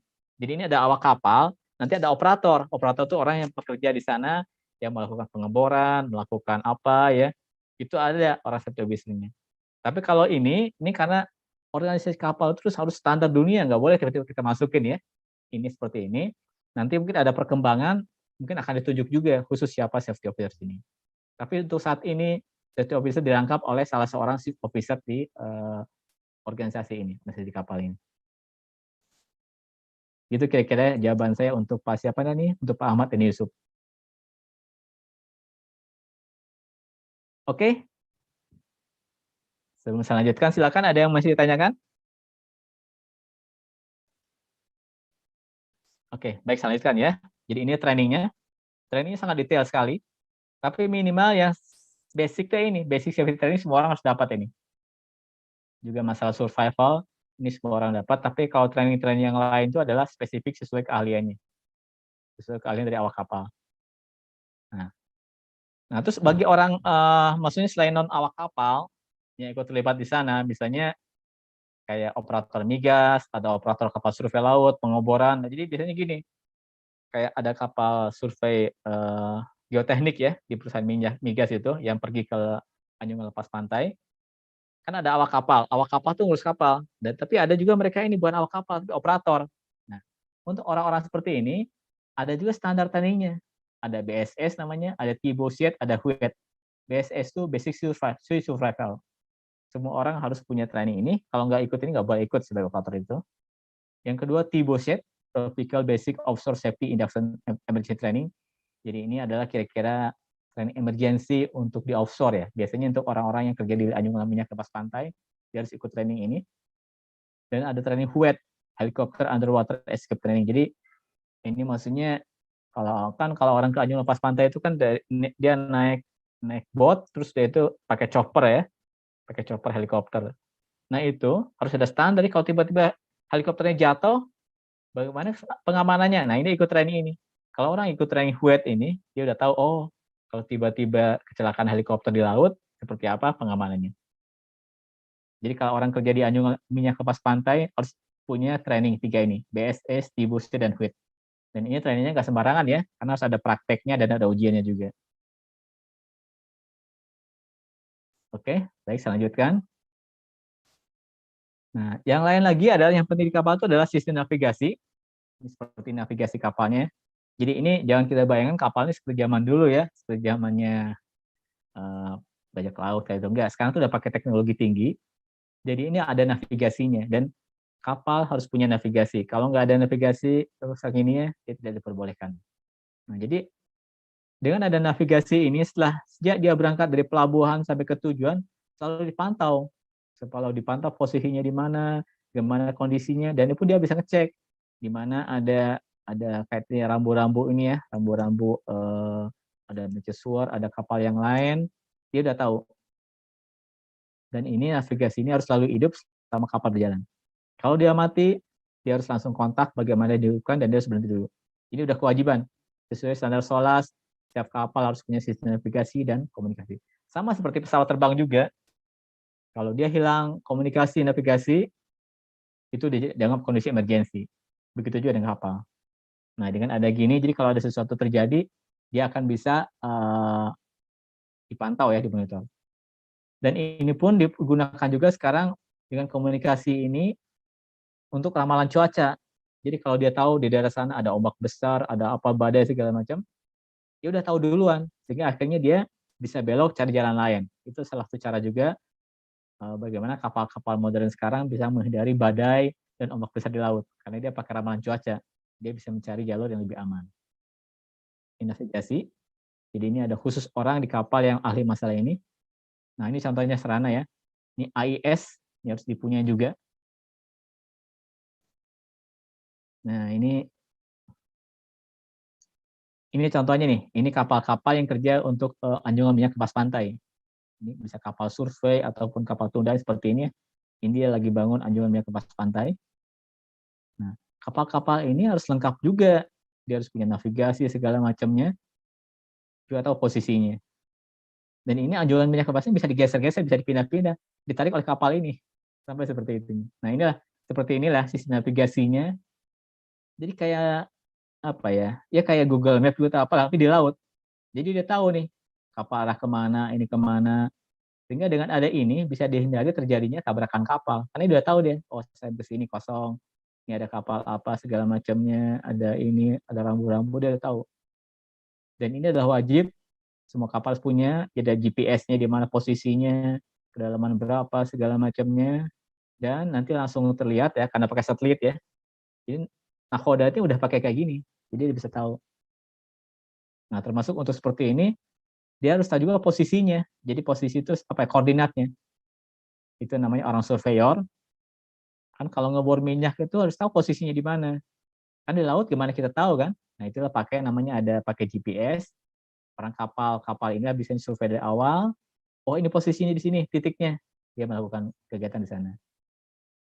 Nah, ini penting sekali ya. Ini salah satu standar keselamatan juga untuk di laut. Nah, jadi ini berdasarkan standar dunia namanya GMDSS. Ini ada peralatan-peralatan yang harus dimiliki oleh kapal. Kapal yang muatan lebih dari 300 ton atau kapal penumpang lebih dari 12 orang harus punya semua alat ini. Mungkin saya jelaskan satu persatu, tapi kira seperti inilah. Semua alat ini harus ada di kapal itu. Ada radio komunikasi, ada navtex segala macam ini ya, PHF, sampai ada emergency position, harus ada semua. Ini minimal yang harus ada di kapal itu. Kalau salah satu bermasalah, dia harus cepat perbaiki untuk dikontakkan. Nah, ini contoh juga. Ini adalah kapal survei geofisik, geoteknik ya, ini untuk anjungan minyak lepas pantai. Kebetulan saya pernah juga support kegiatan ini.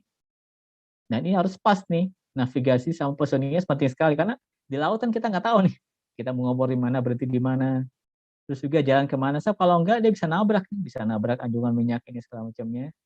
Karena itu harus punya, tadi kapal kecil ini lengkap sekali alat-alat navigasinya.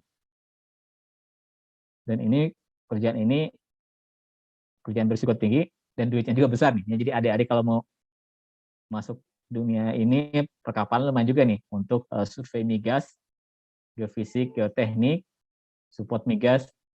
Ini kerja yang lumayan bagus dan gajinya besar ya. Saya ingat tuh, man hour-nya besar, man days-nya besar kalau ini. Tapi emang keahliannya harus tinggi juga. Oke, nah jadi ini masalah navigasi. Jadi ini salah satu peralatan standar keamanan keselamatan di laut, harus lengkap nih semua, harus kita miliki. Silakan kalau yang ditanyakan ya, silakan langsung aja. Sambil jalan silakan. Ini navigasi tadi ya.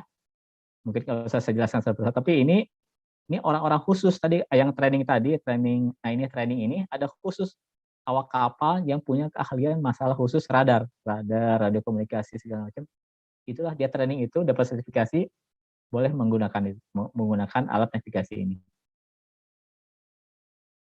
Oke, jelas ya. Jadi ini penting sekali untuk navigasi, salah satu cara untuk menjaga kecelakaan.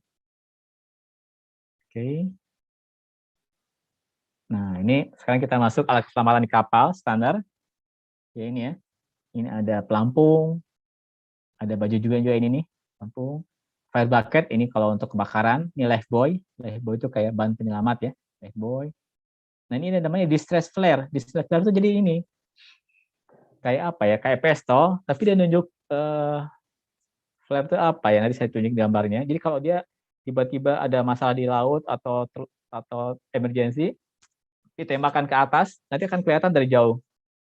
Ini namanya distress flare. Jadi semacam tanda ini ya, tanda emergency.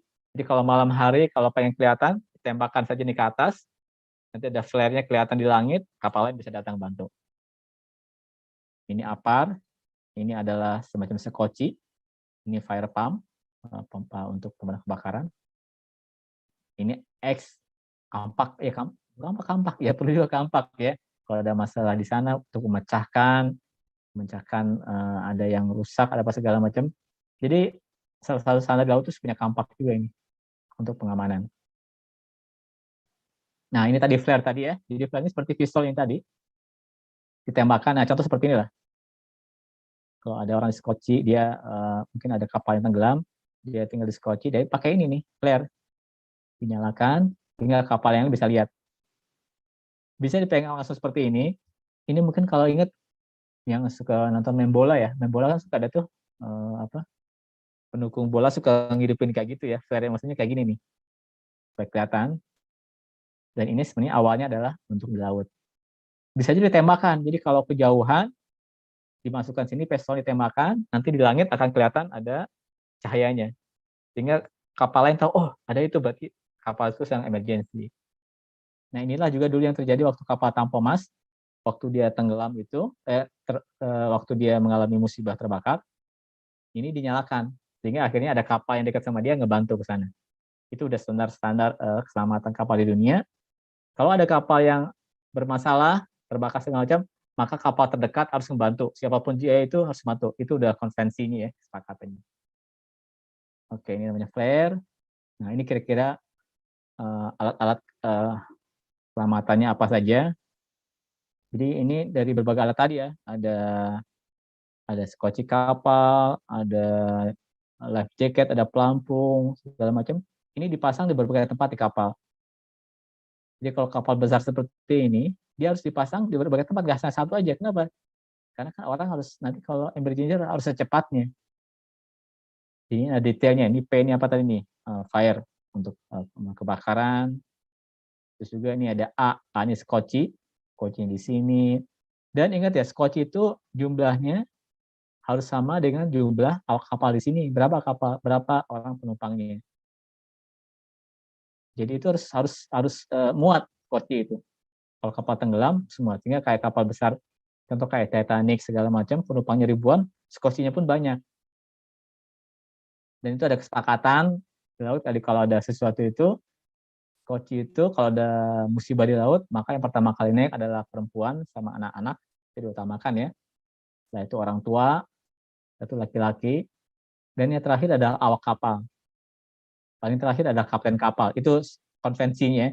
Dan kasus waktu kapal Tampomas pun, yang paling terakhir keluar itu ya ternyata kapten kapalnya itu dia tanggung jawab.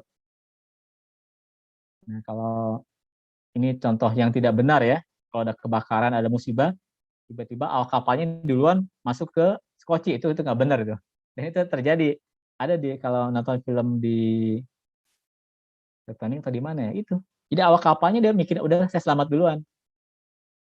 Itu nggak boleh, itu ada kesepakatan di sana ya. Jadi disesuaikan dari skocinya. Kalau pelampung sama dengan jumlah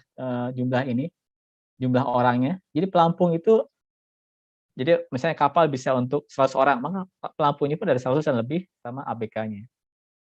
Itu disesuaikan. Dan pelampung itu walaupun nggak dipakai ya kalau kita naik kapal, tapi selalu dia biasanya dekat bangku. Jadi kalau langsung dipakai. Tapi beda dengan kapal kecil. Kalau kita naik perahu, kita harus pakai pelampung di sana ya karena itu langsung. Tapi kalau kapal besar ini kan banyak penyelamatnya. Nah, karena itulah salah satu standar di pelabuhan, sah bandar itu akan mengecek berapa penumpang kapal. Harus sama, misalnya kapal kapasitasnya 500, penumpangnya harus segitu. Walaupun masih bisa, kenapa? Kalau misalnya 500, tapi yang datang misalnya 700, mungkin masih tetap jalan di sini kapal. Tapi kalau ada kecelakaan, itu pelampungnya nggak cukup. Pelampungnya ada 500, yang 200 orang nggak ada pelampungnya. Skocinya pun nggak cukup. Nah, itulah. Jadi salah satunya itu adalah sah bandar pelabuhan, dia harus mengecek berapa banyak penumpang di kapal dan tidak boleh lebih. Kalau sampai ada yang nakal, nah itu banyak terjadi ya. Kapalnya bisa hanya 300 orang, tapi muatannya 500, itu sering terjadi. Sehingga kalau ada kecelakaan, ya tidak bisa diselamatkan yang sisanya itu, karena udah lebih dari kapasitasnya. Oke. Nah ini kira gambarannya ya. Jadi di kapal itu alat-alat tadi semua itu ada ini di semua kapal ini. Dan nanti pun kalau Bapak Ibu sekalian naik kapal juga minimal ceklah ataupun yang dekat lah naik ferry dari Merak ke Bakauheni, cek sendiri di mana ada pelampungnya, di mana ada skoci apa segala macam, kita harus tahu. Jadi sehingga kalau terjadi apa-apa kita bisa langsung cepat menyelamatkan diri. Oke. Nah ini contoh juga, ini contoh yang peralatan di kapal ya. Ada skocinya, ada pengamanan di bawah. Ini kapal barang. Dan ini adalah peralatan-peralatan standar yang harus ada di kapal. Dan ini nanti akan dicek juga oleh Biro Verifikasi tadi. Bahwa semua peralatan yang ada di sana di kapalnya.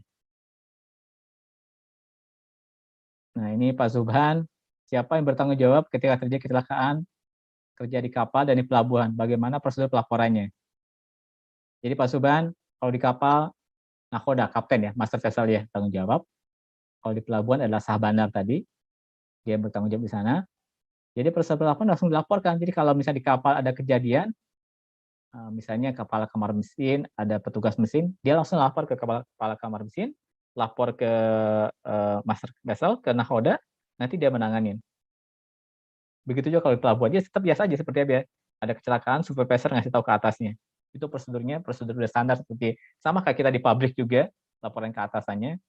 Dan kalau di kapal adalah kapten kapal, kalau di pelabuhan adalah sah bandar. Ini Noval Hiban, apakah ada alarm yang menandai kapal bila terjadi? Ada alarmnya. Kalau pernah nonton filmnya, kapal tenggelam itu ada.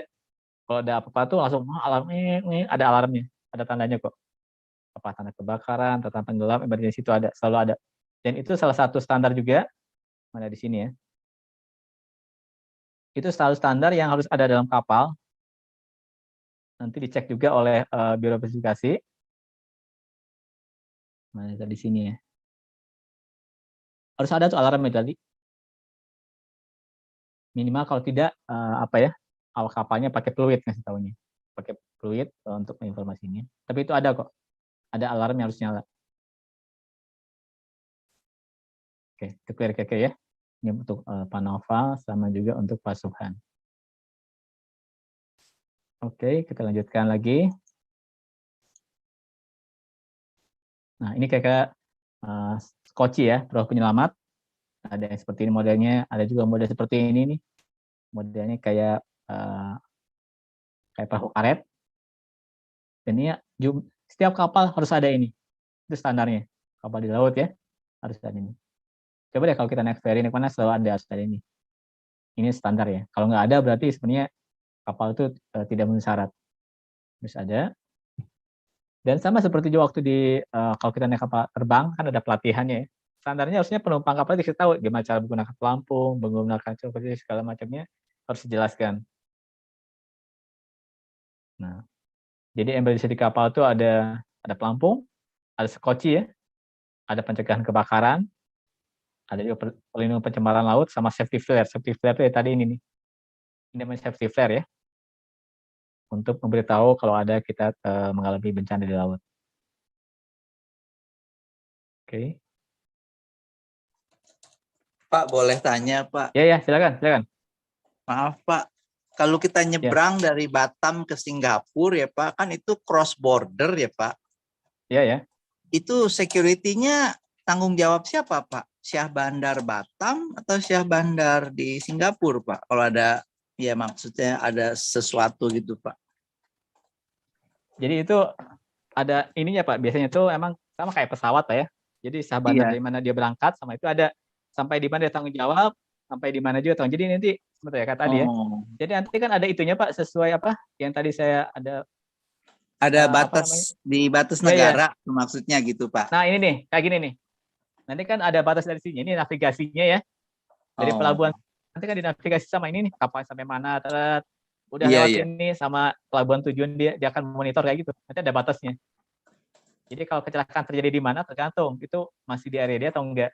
Karena itulah pentingnya navigasi, dia harus selalu dipantau Pak kapalnya itu Pak. Itu kayak Pak. Jadi kalau dari Batam ke Singapura, ya saya pikir di antara mereka ada kesepakatan juga sih. Yang Batam sampai mana, Singapura sampai mana tanggung jawabnya. Ada itu kok. Baik. Mengenai tadi Pak, perhitungan pelampung segala itu dilaporkan ke Syah Bandar atau ada satgas khusus Pak sebelum berangkat atau bagaimana gitu Pak? Ya, pertama kalau ini kan sebenarnya kapal itu kan ada pengecekan Pak tadi BKI tadi ya, balik lagi ya BKI tadi ya. Nah, BKI itu dia kan ngecek juga Pak, cek pelampung segala macamnya tiap tahun dia ngecek ya. Oke, ini kapalnya. Nah, itu di double juga pas sebelum berangkat, Syah Bandar itu akan ngecek juga double bahwa pelampungnya Bang jumlah sekian apa gitu ya. Kalau sampai dia curang, misalnya harusnya 100, ternyata hadis ini, itu nanti ada pelanggaran sendiri gitu. Misalnya ini BKI akan ngecek ya, ada 100 di sini, ternyata kurang. Dan dia nggak akan ngeluarin ini, nggak akan ngeluarin sertifikatnya. Kayak mobil tuh kir mobilnya nggak dikeluarin ya untuk kapal. Baik. Kalau sampai ternyata dia curang, pas pemeriksaan ada nggak ada, itu udah hukumnya pidana itu, ada masalah lagi. Oke, Pak.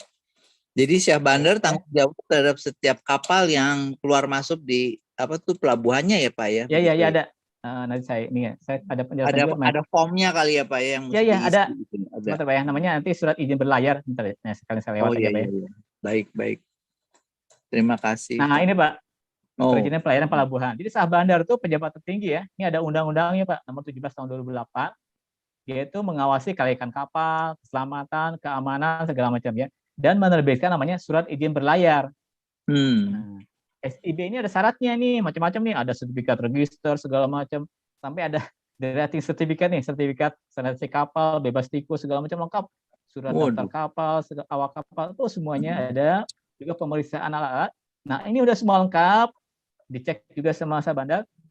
Terus berapa jumlah penumpang, baru dia mengeluarkan SIB, surat izin berlayar. Oke.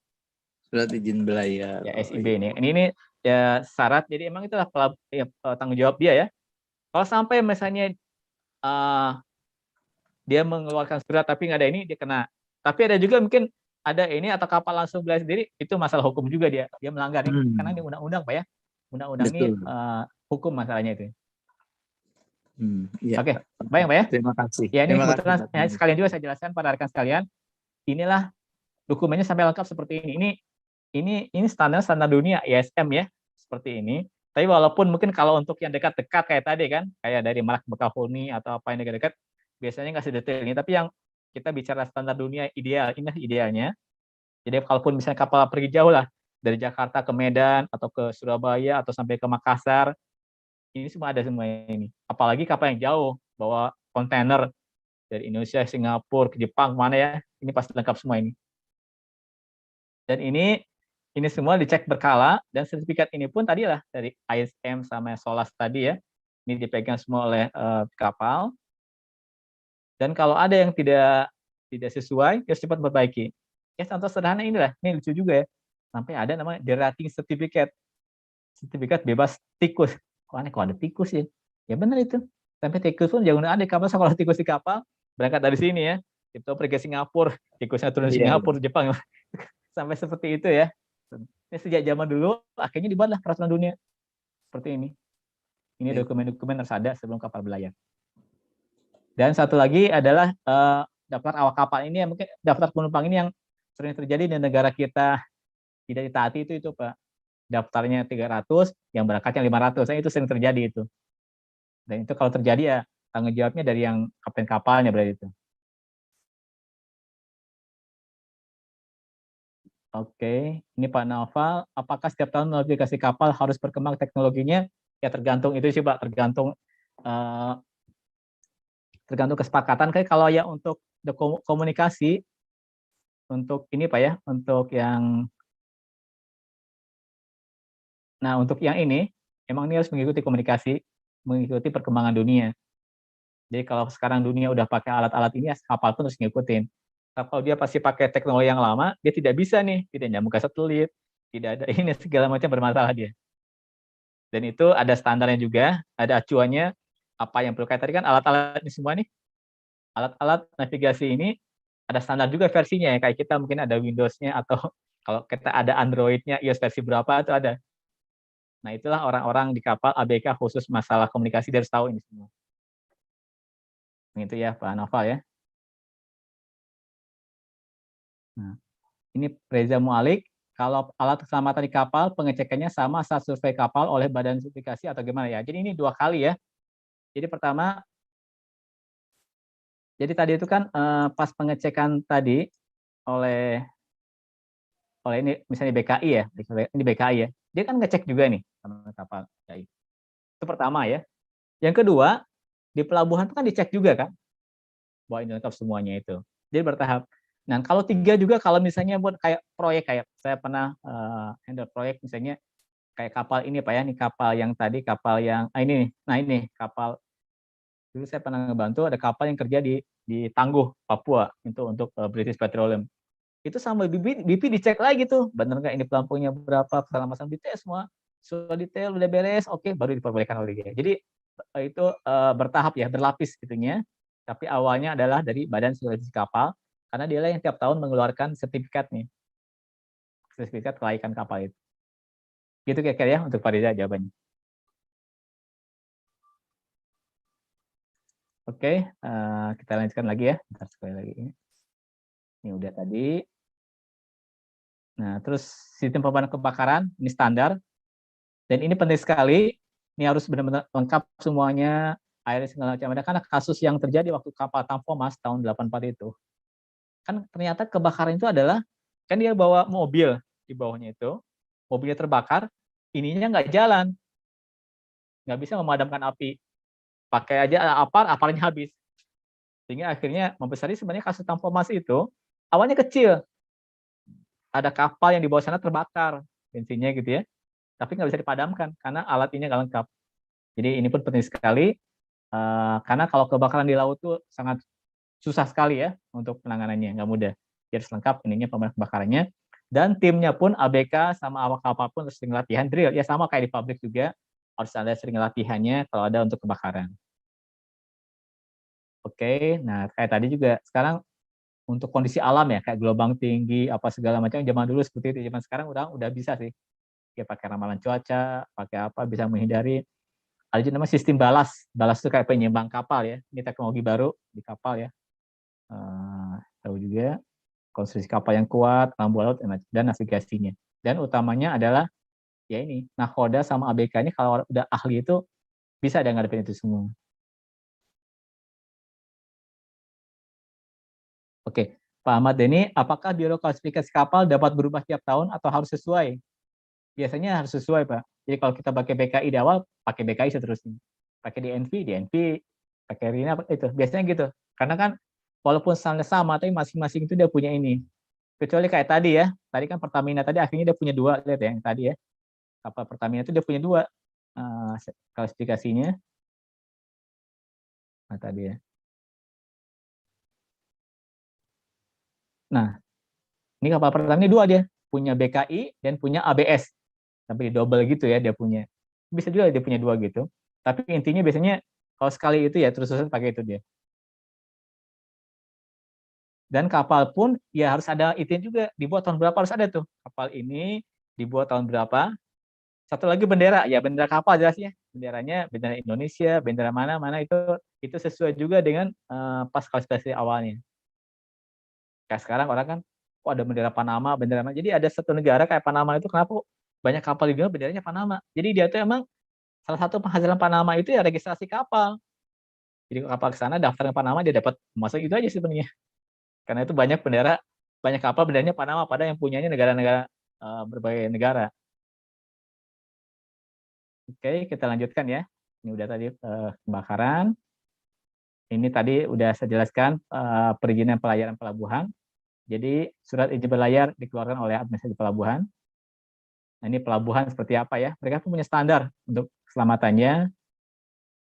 Ada checklistnya, safety checklist, interface, inspeksi, pemberangkatan penumpang, data penumpang, juga pemanduan. Pemanduan itu kayak ada kapal panduan kecil ya, itu pemanduan. Juga masalah kargo sama barang dicek, sama lagi balas. Ini saya nggak ada gambar ya. Balas itu nggak Bapak tahu ya. Balas itu kayak penyeimbang kapal. Jadi kapal itu supaya seimbang itu sebenarnya di bagian bawahnya itu ada kayak air sebenarnya. Ada air diisi ya supaya seimbang. Karena itu kan sekali kapal itu kayak seolah kayak ngeluarin air itu, maksudnya air balas itu supaya seimbang kapalnya kiri kanan. Itu dicek di pelabuhan bahwa kapalnya itu emang balasnya keseimbangannya. Jadi dia pun sebelum pergi dari pelabuhan kapal itu dicek, oh ini kapalnya aman, laik laut baru boleh. Kalau nggak boleh. Oke, nah ini tadi ini kalau masalah keselamatan.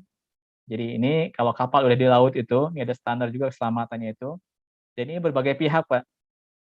Ada dari pelabuhan, ada dari Bakamla, Angkatan Laut, ada Pol Air, Polisi Perairan, ada KPLP, ada Hupla, ada BKI. Jadi ini pas kapal itu belayar, dia kan udah ada datanya, Pak. Ke mana, pelabuhan mana, terus ada data juga sampai ke satelit untuk navigasi. Nah, ini semua ini tahu nih.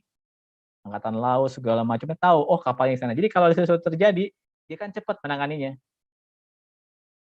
Nah, inilah perlunya kapal itu punya komunikasi yang jelas karena langsung dipantau oleh semua ini, sama kayak pesawat juga, Pak.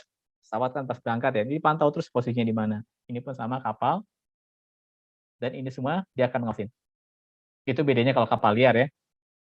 Tapi kalau untuk kapal-kapal kecil kayak nelayan di pantai yang gitu ya, itu kan nggak ada seperti itu ya, hanya dekat. Minimal biasanya kapal nelayan itu ya dia sama yang pelabuhan ikannya, dia ada catatannya. Tapi nggak sampai dia punya navigasi yang canggih seperti ini. Nah, ini pun sama kalau ada kecelakaan kapal di laut, udah langsung nih ada pelabuhan ngontak, ada namanya nanti Basarnas, Badan SAR Nasional, ada komite kecelakaan segala macam dia akan terlibat kalau ada kecelakaan di laut. Karena itulah kapal pas berangkat itu harus ada kontak selalu nih sama Angkatan Laut, sama pelabuhan, perairan segala macam. Sehingga kalau ada sesuatu dia bisa langsung ditanganin. Jadi kalau ada emergensi itu kan kapalnya sendiri, awak kapal nanganin. Tapi kalau nggak bisa, dia harus minta bantuan sama yang lain. Minimal dia minta bantuannya dari safety flare tadi ditembakkan ke udara, kapal yang terdekat harus membantu di sana. Kalau kapal ada masalah ya. Oke. Ini kira-kira gambar umum kalau untuk emergensi. Nah, jadi seperti ini ya. Karena itu kenapa harus banyak aturan, banyak apa? Karena supaya jelas juga. Kalau nggak ada, misalnya tiba-tiba kapal pergi, tidak ngasih tahu pelabuhan, tidak apa segala macam, kan tidak tahu nih orang semua lembaga ini. Sehingga kalau ada kecelakaan, dia tidak bisa bantu juga. Oke. Nah, terus satu lagi adalah masalah pencemaran. Jadi dari ilmu tadi kan kita mencegah supaya orang nggak celaka, meninggal, nggak tenggelam. Juga kapalnya juga ketiga adalah lingkungan. Ini tidak boleh terjadi pencemaran laut. Bisa dari minyak, oli, 5B3 ataupun sampah. Nah, ini ada standarnya sendiri namanya MARPOL ya. Marine Pollution tahun 73. Ini pun ada PP-nya, PP 21 tahun 2010, ada Permen Hub-nya. Dan kapal itu harus menyiapkan rencana tanggap darurat emergensi, termasuk alat-alat pelindungan pencegahan pencemaran. itu standarnya SOPEP. Jadi kalau nanti naik kapal, SOPEP ini Shipboard of Pollution Prevention. Shipboard Oil Pollution Emergency Plan. Jadi udah ada ini standarnya untuk apa? Untuk jadi biasanya di sini kalau kita kembali tadi kapal tadi ya. Nah, di kapal ini udah ada nih alatnya nih. Kalau untuk ada pencemaran seperti apa, udah lengkap, harus lengkap kapal ini. Jadi kalau tiba-tiba ada bocoran dari oli, bocoran apa segala macam, langsung alatnya harus bisa digunakan. Ataupun di sini ya. Nah, ini alat-alatnya akan dicek juga oleh Biro Klasifikasi dan juga pihak pelabuhan. Sebelum dia berjalan udah lengkap semuanya, termasuk juga alat-alat pencegah pencemaran. Oke, ini masalah emergency, ini masalah limbah, pencemaran. Oke. Nah, itu tadi kan kita bicara kapal besar. Nah, sekarang kita bicara juga ya, selain itu kan ada juga kapal-kapal kecil atau yang tadi kan di sungai pelabuhan itu. Ini biasanya pun kalau tidak pakai standar internasional, ada pakai standar Indonesia. Departemen Perhubungan atau Departemen Kelautan, dia punya standar sendiri. Nah, ini seperti apa? Nah, ini ya. Ini kan sering terjadi seperti ini nih, Pak ya.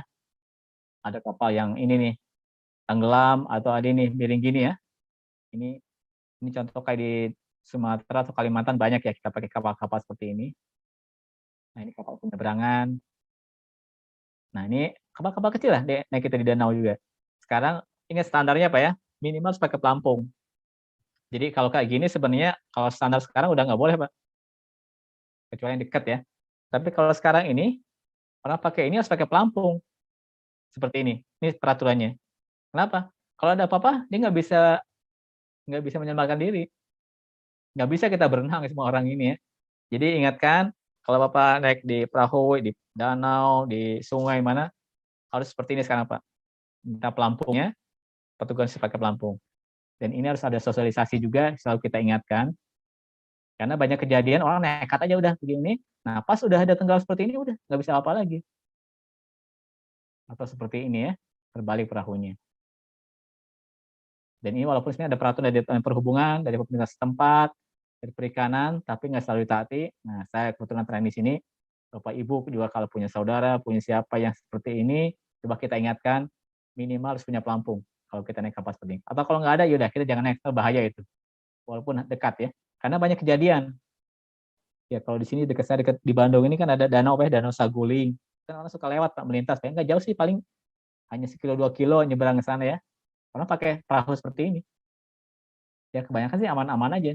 Tapi sekali waktu terbalik, udah langsung meninggal semuanya. Oke, ya ini ya standar untuk di perairan.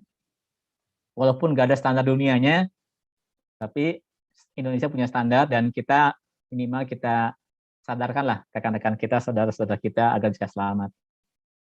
Nah, apa aja standarnya? Ini udah jelas ada ya. Tadi ada pelampung. Nah, terus ada juga pakai gini nih, kayak horn apa ya? Kayak sirine lah. Kan kalau kapal kecil kan nggak bisa itu ya, pakai sirine nih. Oke. Horn tuh kayak apa ya? Sirine suara. Bisa pakai lampu senter ini ya. Atau bisa juga pakai ini nih, namanya sinyal tadi, istilah sinyal, pakai flare, live vest, jelas ini ya, pelampung. Ini minimal harus ada di kapal-kapal kecil, harus ada ini. Ini standar keselamatan kapal kecil seperti ini. Nah, walaupun kalau kita lihat Pak, nelayan segala macam nggak lengkap ya. Jadi kalau kita bicara ideal seperti ini, nah ini nih, di horn seperti ini ya. Kayak kalau dipencet, maka ada suara besar, suara keras. Ini standar di kapal kecil. Nah, ini sama kayak tadi ya. Jadi peralatan segala macamnya lengkap, first aid-nya juga, P3K, sebenarnya bisa lengkapin lah. Ada jangkar. Nah, ini sering terjadi seperti ini, Pak. Ini kayak orang mancing lah, orang mancing apa segala macam kan ya, nyantai-nyantai aja, akhirnya jatuh. Padahal sebenarnya keselamatan sederhana aja. Minimal kita pakai pelampung atau kalau tidak pakai ini nih, tali ditaliin atau pakai ini apa? Ban penyelamat seperti ini. Ini selalu kita siapkan. Walaupun yang ya kalau kita perhatikan banyak ya orang-orang pergi mancing ya, kayak dekat Banten atau dekat pantai atau Jakarta lah, ke Jakarta ya, ke Pulau Seribu orang mancing apa segala macam kayak gitu. Kita ingatkan harus pakai ini semua. karena kita nggak tahu kalau ada kecelakaannya. Ini standar-standarnya, alat-alat yang digunakannya seperti apa, ada sinyalnya. Nah, ini contoh saya lihat ini dari Singapura ya, mereka seperti ini ada dibuatkan. Ya, termasuk pun untuk bagaimana navigasinya supaya aman, ini nahoda segala macamnya, ada prosedurnya, bahaya tabrakan segala macam, ada nih prosedurnya pakai mereka. Terus bagaimana bagi kita sebagai penumpang? Ya minimal kita tadi pakai pelampung, kalau ada masalah kita laporkan di RMIS, dan selalu aware tuh hati-hati. Nah, badai, ada hujan, ada petir segala macam kita selalu ingat dan selalu berpikir sebelum bertindak ya, di standarnya. Nah, termasuk kalau kita pun sebagai penumpang, ini penumpang kapal, ini boat segala macam, ada boat cepat ya. Tadi kan Bapak tadi cerita dari Batam ke Singapura ya, paling biasanya boat-boat kayak gini nih, jet boat cepat gini ya. Kita selalu ingat kok apa standarnya, jadi mana pelampung, segala macamnya, ada perhatian, segala macam, ada set ini nih. Ini kita selalu ingat, apalagi kalau kita pergi dengan keluarga, kita cek semua pelampung yang lengkap. Nah, terus praktisnya harus ada juga, terutama awak kapal harus cek kapalnya segala macamnya, tidak boleh overload, aksesnya jelas, dan ada peralatan safety-nya harus selalu lengkap tersedia. Ini saya dapat dari Singapura ya, pelabuhan Singapura. Jadi kapal kecil itu biasanya mengikuti peraturan dikeluarkan oleh pemerintah setempat, provinsi, kabupaten, atau Kementerian Perhubungan, Dinas Perhubungan Laut, atau Departemen Kelautan, Dinas Perikanan. Biasanya kalau untuk kapal nelayan ya, dia harus ada standar juga untuk mengikuti ini. Nah, oke. Oke. Kira-kira itu aja ya. Jadi ini sebagai penutup aja. Walaupun sebenarnya ini nggak ada di standar dunia, tapi harus kita siapkan juga ya, pemerintah menyiapkan juga, dan ini harus kecelakaannya kita cegah juga, karena banyak kejadian Pak, banyak saudara-saudara kita yang celaka karena seperti ini, kita harus bantu juga agar mereka selamat. Oke, ini udah pas ya, sampai 17.30, mungkin materinya saya siapkan sekian aja Pak Agung, silakan kalau ada yang menanyakan. Oke, silakan Pak Agung. Silakan Bapak-Bapak, ada yang ditanyakan atau didiskusikan? Halo Pak Agung, Pak Wanda?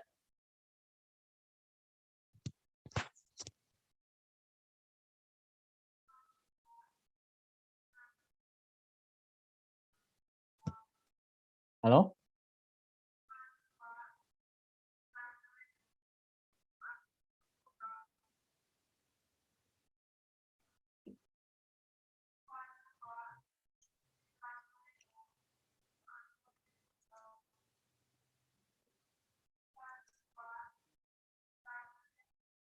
Oke, itu saja materi saya dari ini. Silakan kalau ada yang ditanyakan.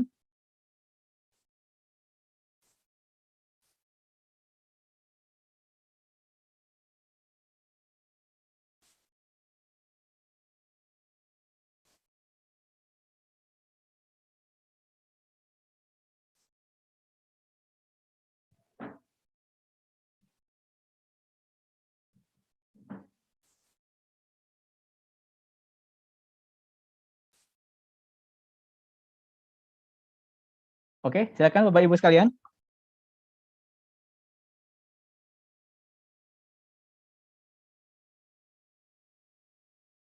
Atau kalau tidak mungkin ada yang bisa sharing juga ya, yang pernah punya pengalaman di laut atau juga pernah mengalami kecelakaan seperti ini.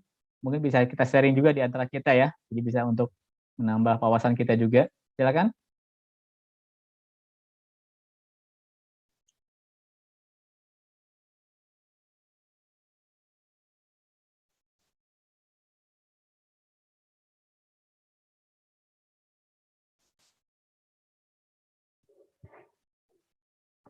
Halo, silakan Bapak Ibu sekalian.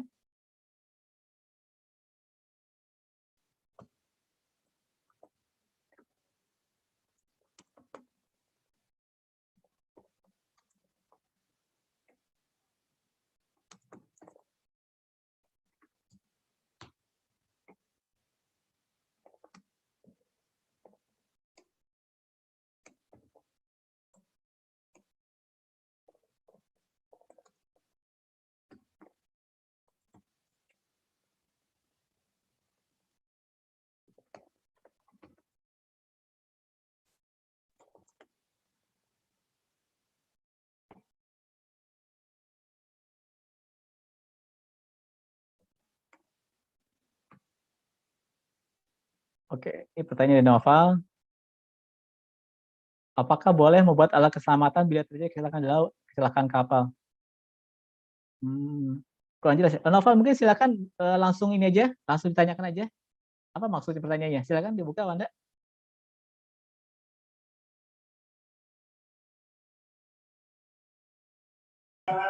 Ya, Iya, silakan, Pak. ya saya Novel Iban. Iya, silakan, Pak.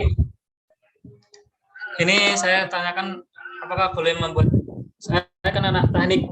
Ya. Kalau buat kapal itu alat keselamatan kan bila kayak kapal ini kan biasanya terjadi kecelakaan. Apakah boleh membuat alat keselamatan bila terjadi kecelakaan yang sudah menimpa pada berita maupun yang sudah terjadi? Oke, baik, kenapa? Jadi itu bisa saja, tapi asal ngikuti standar aja. Biasanya standar, cari aja standarnya. Ada standar tekniknya, apakah pelampung, apakah alat-alat tadi. Ikut aja standar tekniknya itu tadi itu. Kalau emang untuk kapal besar harus sertifikasi ya. Tapi kalau untuk kapal kecil bisa aja, asal kita ngikuti standar itu, Pak. Standar teknik alatnya. Gitu kayak Novel, jawabannya jelas ya. Tapi kalau untuk alat yang besar, harus disertifikasi oleh Biro Klasifikasi Kapal, seperti BKI. Kalau kapal besar, berarti keselamatannya itu gimana? Berarti kan alatnya harus lebih besar lagi, Pak? Iya, alatnya. Contohnya apa alatnya biasanya? Contohnya kan, apa itu, yang kapal kecil itu. Iya. Ini ya? Iya. Sorry, saya share aja. Ya, ini maksudnya?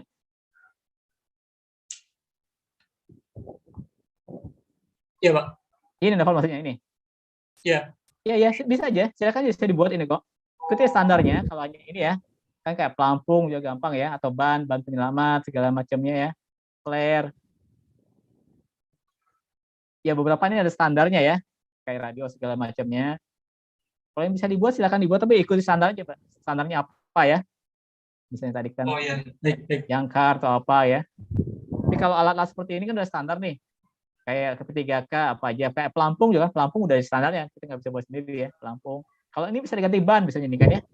Untuk lifebuoy ini, ya udah nggak ada, bisa ban dalam ya. Ban dalam, ban bekas kita pakai bisa aja. Jadi disesuaikan dengan kondisinya. Oke, jelas apa ya? Oke. Terima kasih sudah jelas. Iya, sama-sama. Oke. Tapi itu bagus ya, kita harus update juga ya. Karena kayak inilah, kayak kapal-kapal seperti ini kan kalau nggak ada ya udah. Tapi biasanya mereka minimal punya ban sih. Ada ban, ada pelampung, mereka ada di samping ini biasanya. Kalaupun kalau nggak punya pelampung seperti ini. Oke, terima kasih Nopal pertanyaannya. Silakan Bapak Ibu sekarang kalau ada yang ditanyakan juga.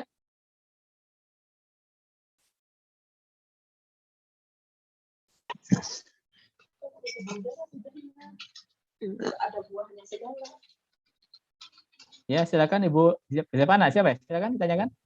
Ada pertanyaan, Bu?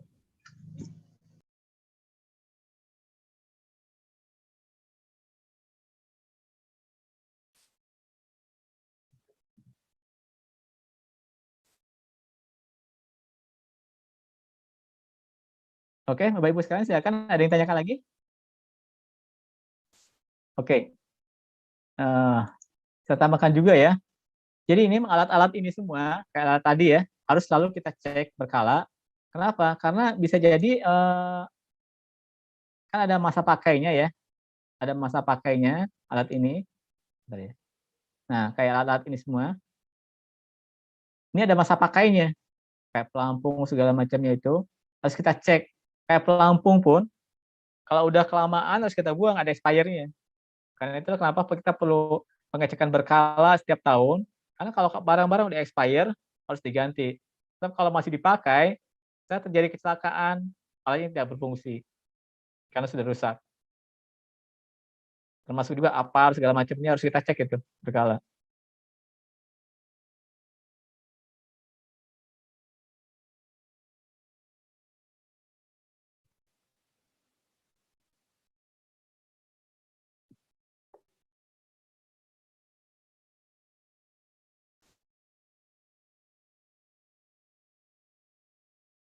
Oke, ini baik Pak Ahmad Hidayatullah.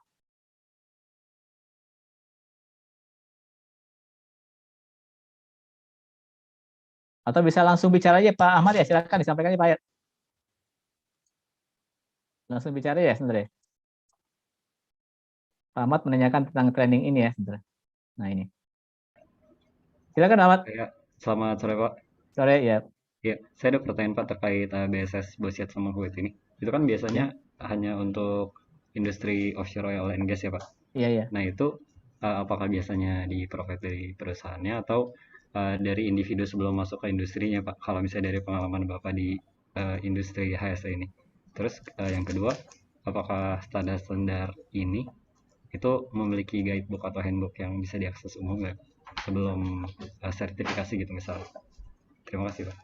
Maksudnya yang sertifikasi yang mana ya? Tadi pertanyaan nomor 2. Di yang BSS, Bosiat dan Oh, ini ya. Betul. Oke.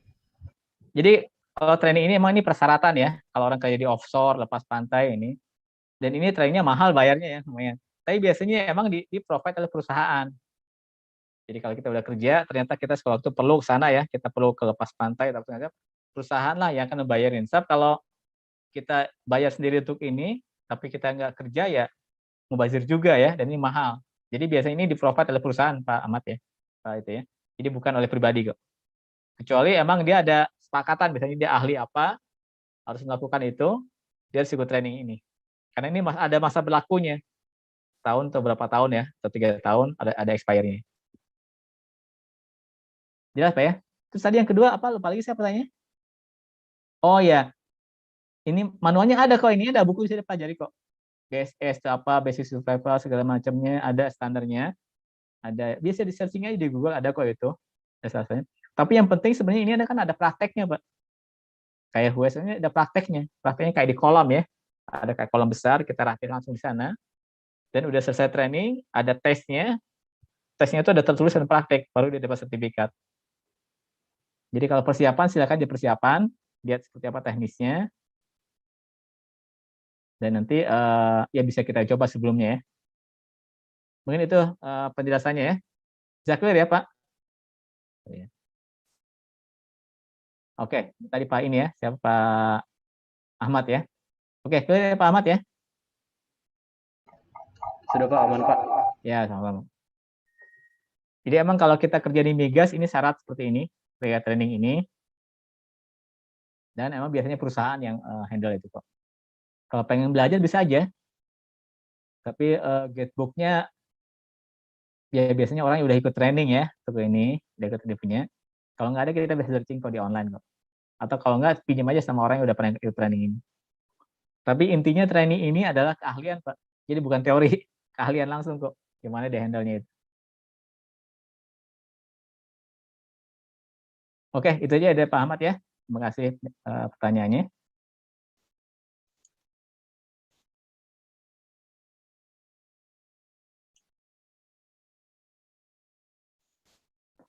Baik Bapak Ibu sekalian, udah jam 17.30 ya, 17.38. Silakan ada yang mau ditanyakan lagi?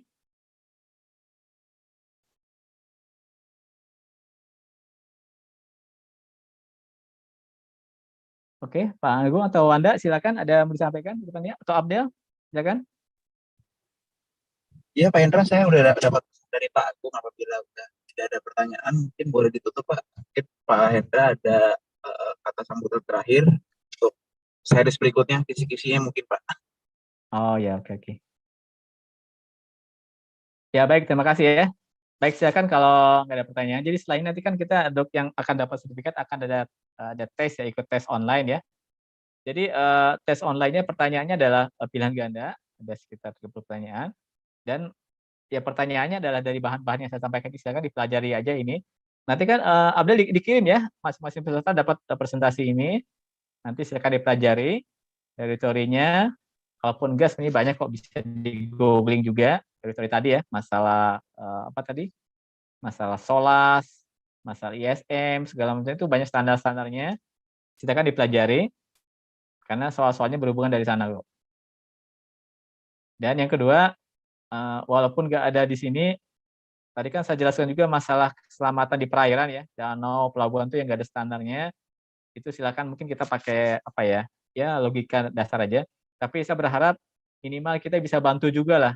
Kalau ada saudara teman kita yang bergerak di bidang itu, kita sarankan bagaimana supaya aman untuk ya seperti nelayan atau penyeberangan atau di sungai atau danau, karena itu masih banyak kecelakaan. Kita coba bantu gimana supaya bisa selamat juga. Itu mungkin update dari saya. Baik, terima kasih Pak Hendra.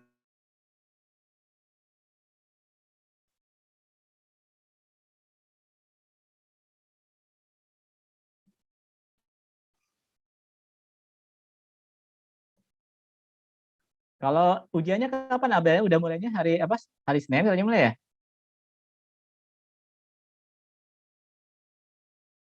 Oke, jadi Bapak Ibu yang akan ikut ujian, nanti bisa lihat di link itu ya, link yang ujian itu. Nanti mungkin hari Senin udah ada soalnya, silakan bisa diakses di sana.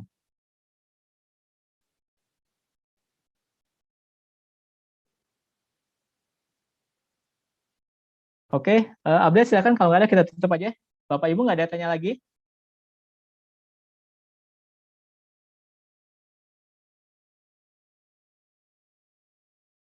Sudah, Pak. Sudah, Oke. sudah. Oke, ya baik. Kalau gitu kita tutup saja materi training kita ini. Terima kasih atas perhatiannya. Semoga bermanfaat ilmunya untuk kita amalkan minimal keselamatan kita sendiri ya, kalau kita menggunakan sebagai pengguna transportasi laut, dan juga bagi rekan-rekan kita yang bergerak di bidang ini. Semoga ilmu dia bermanfaat. Dan saya ingat lagi tadi ya, untuk yang ikut tes nanti mulai hari Senin sudah ada jawab pertanyaannya, di link tersebut silakan dibuka. Assalamualaikum warahmatullahi wabarakatuh.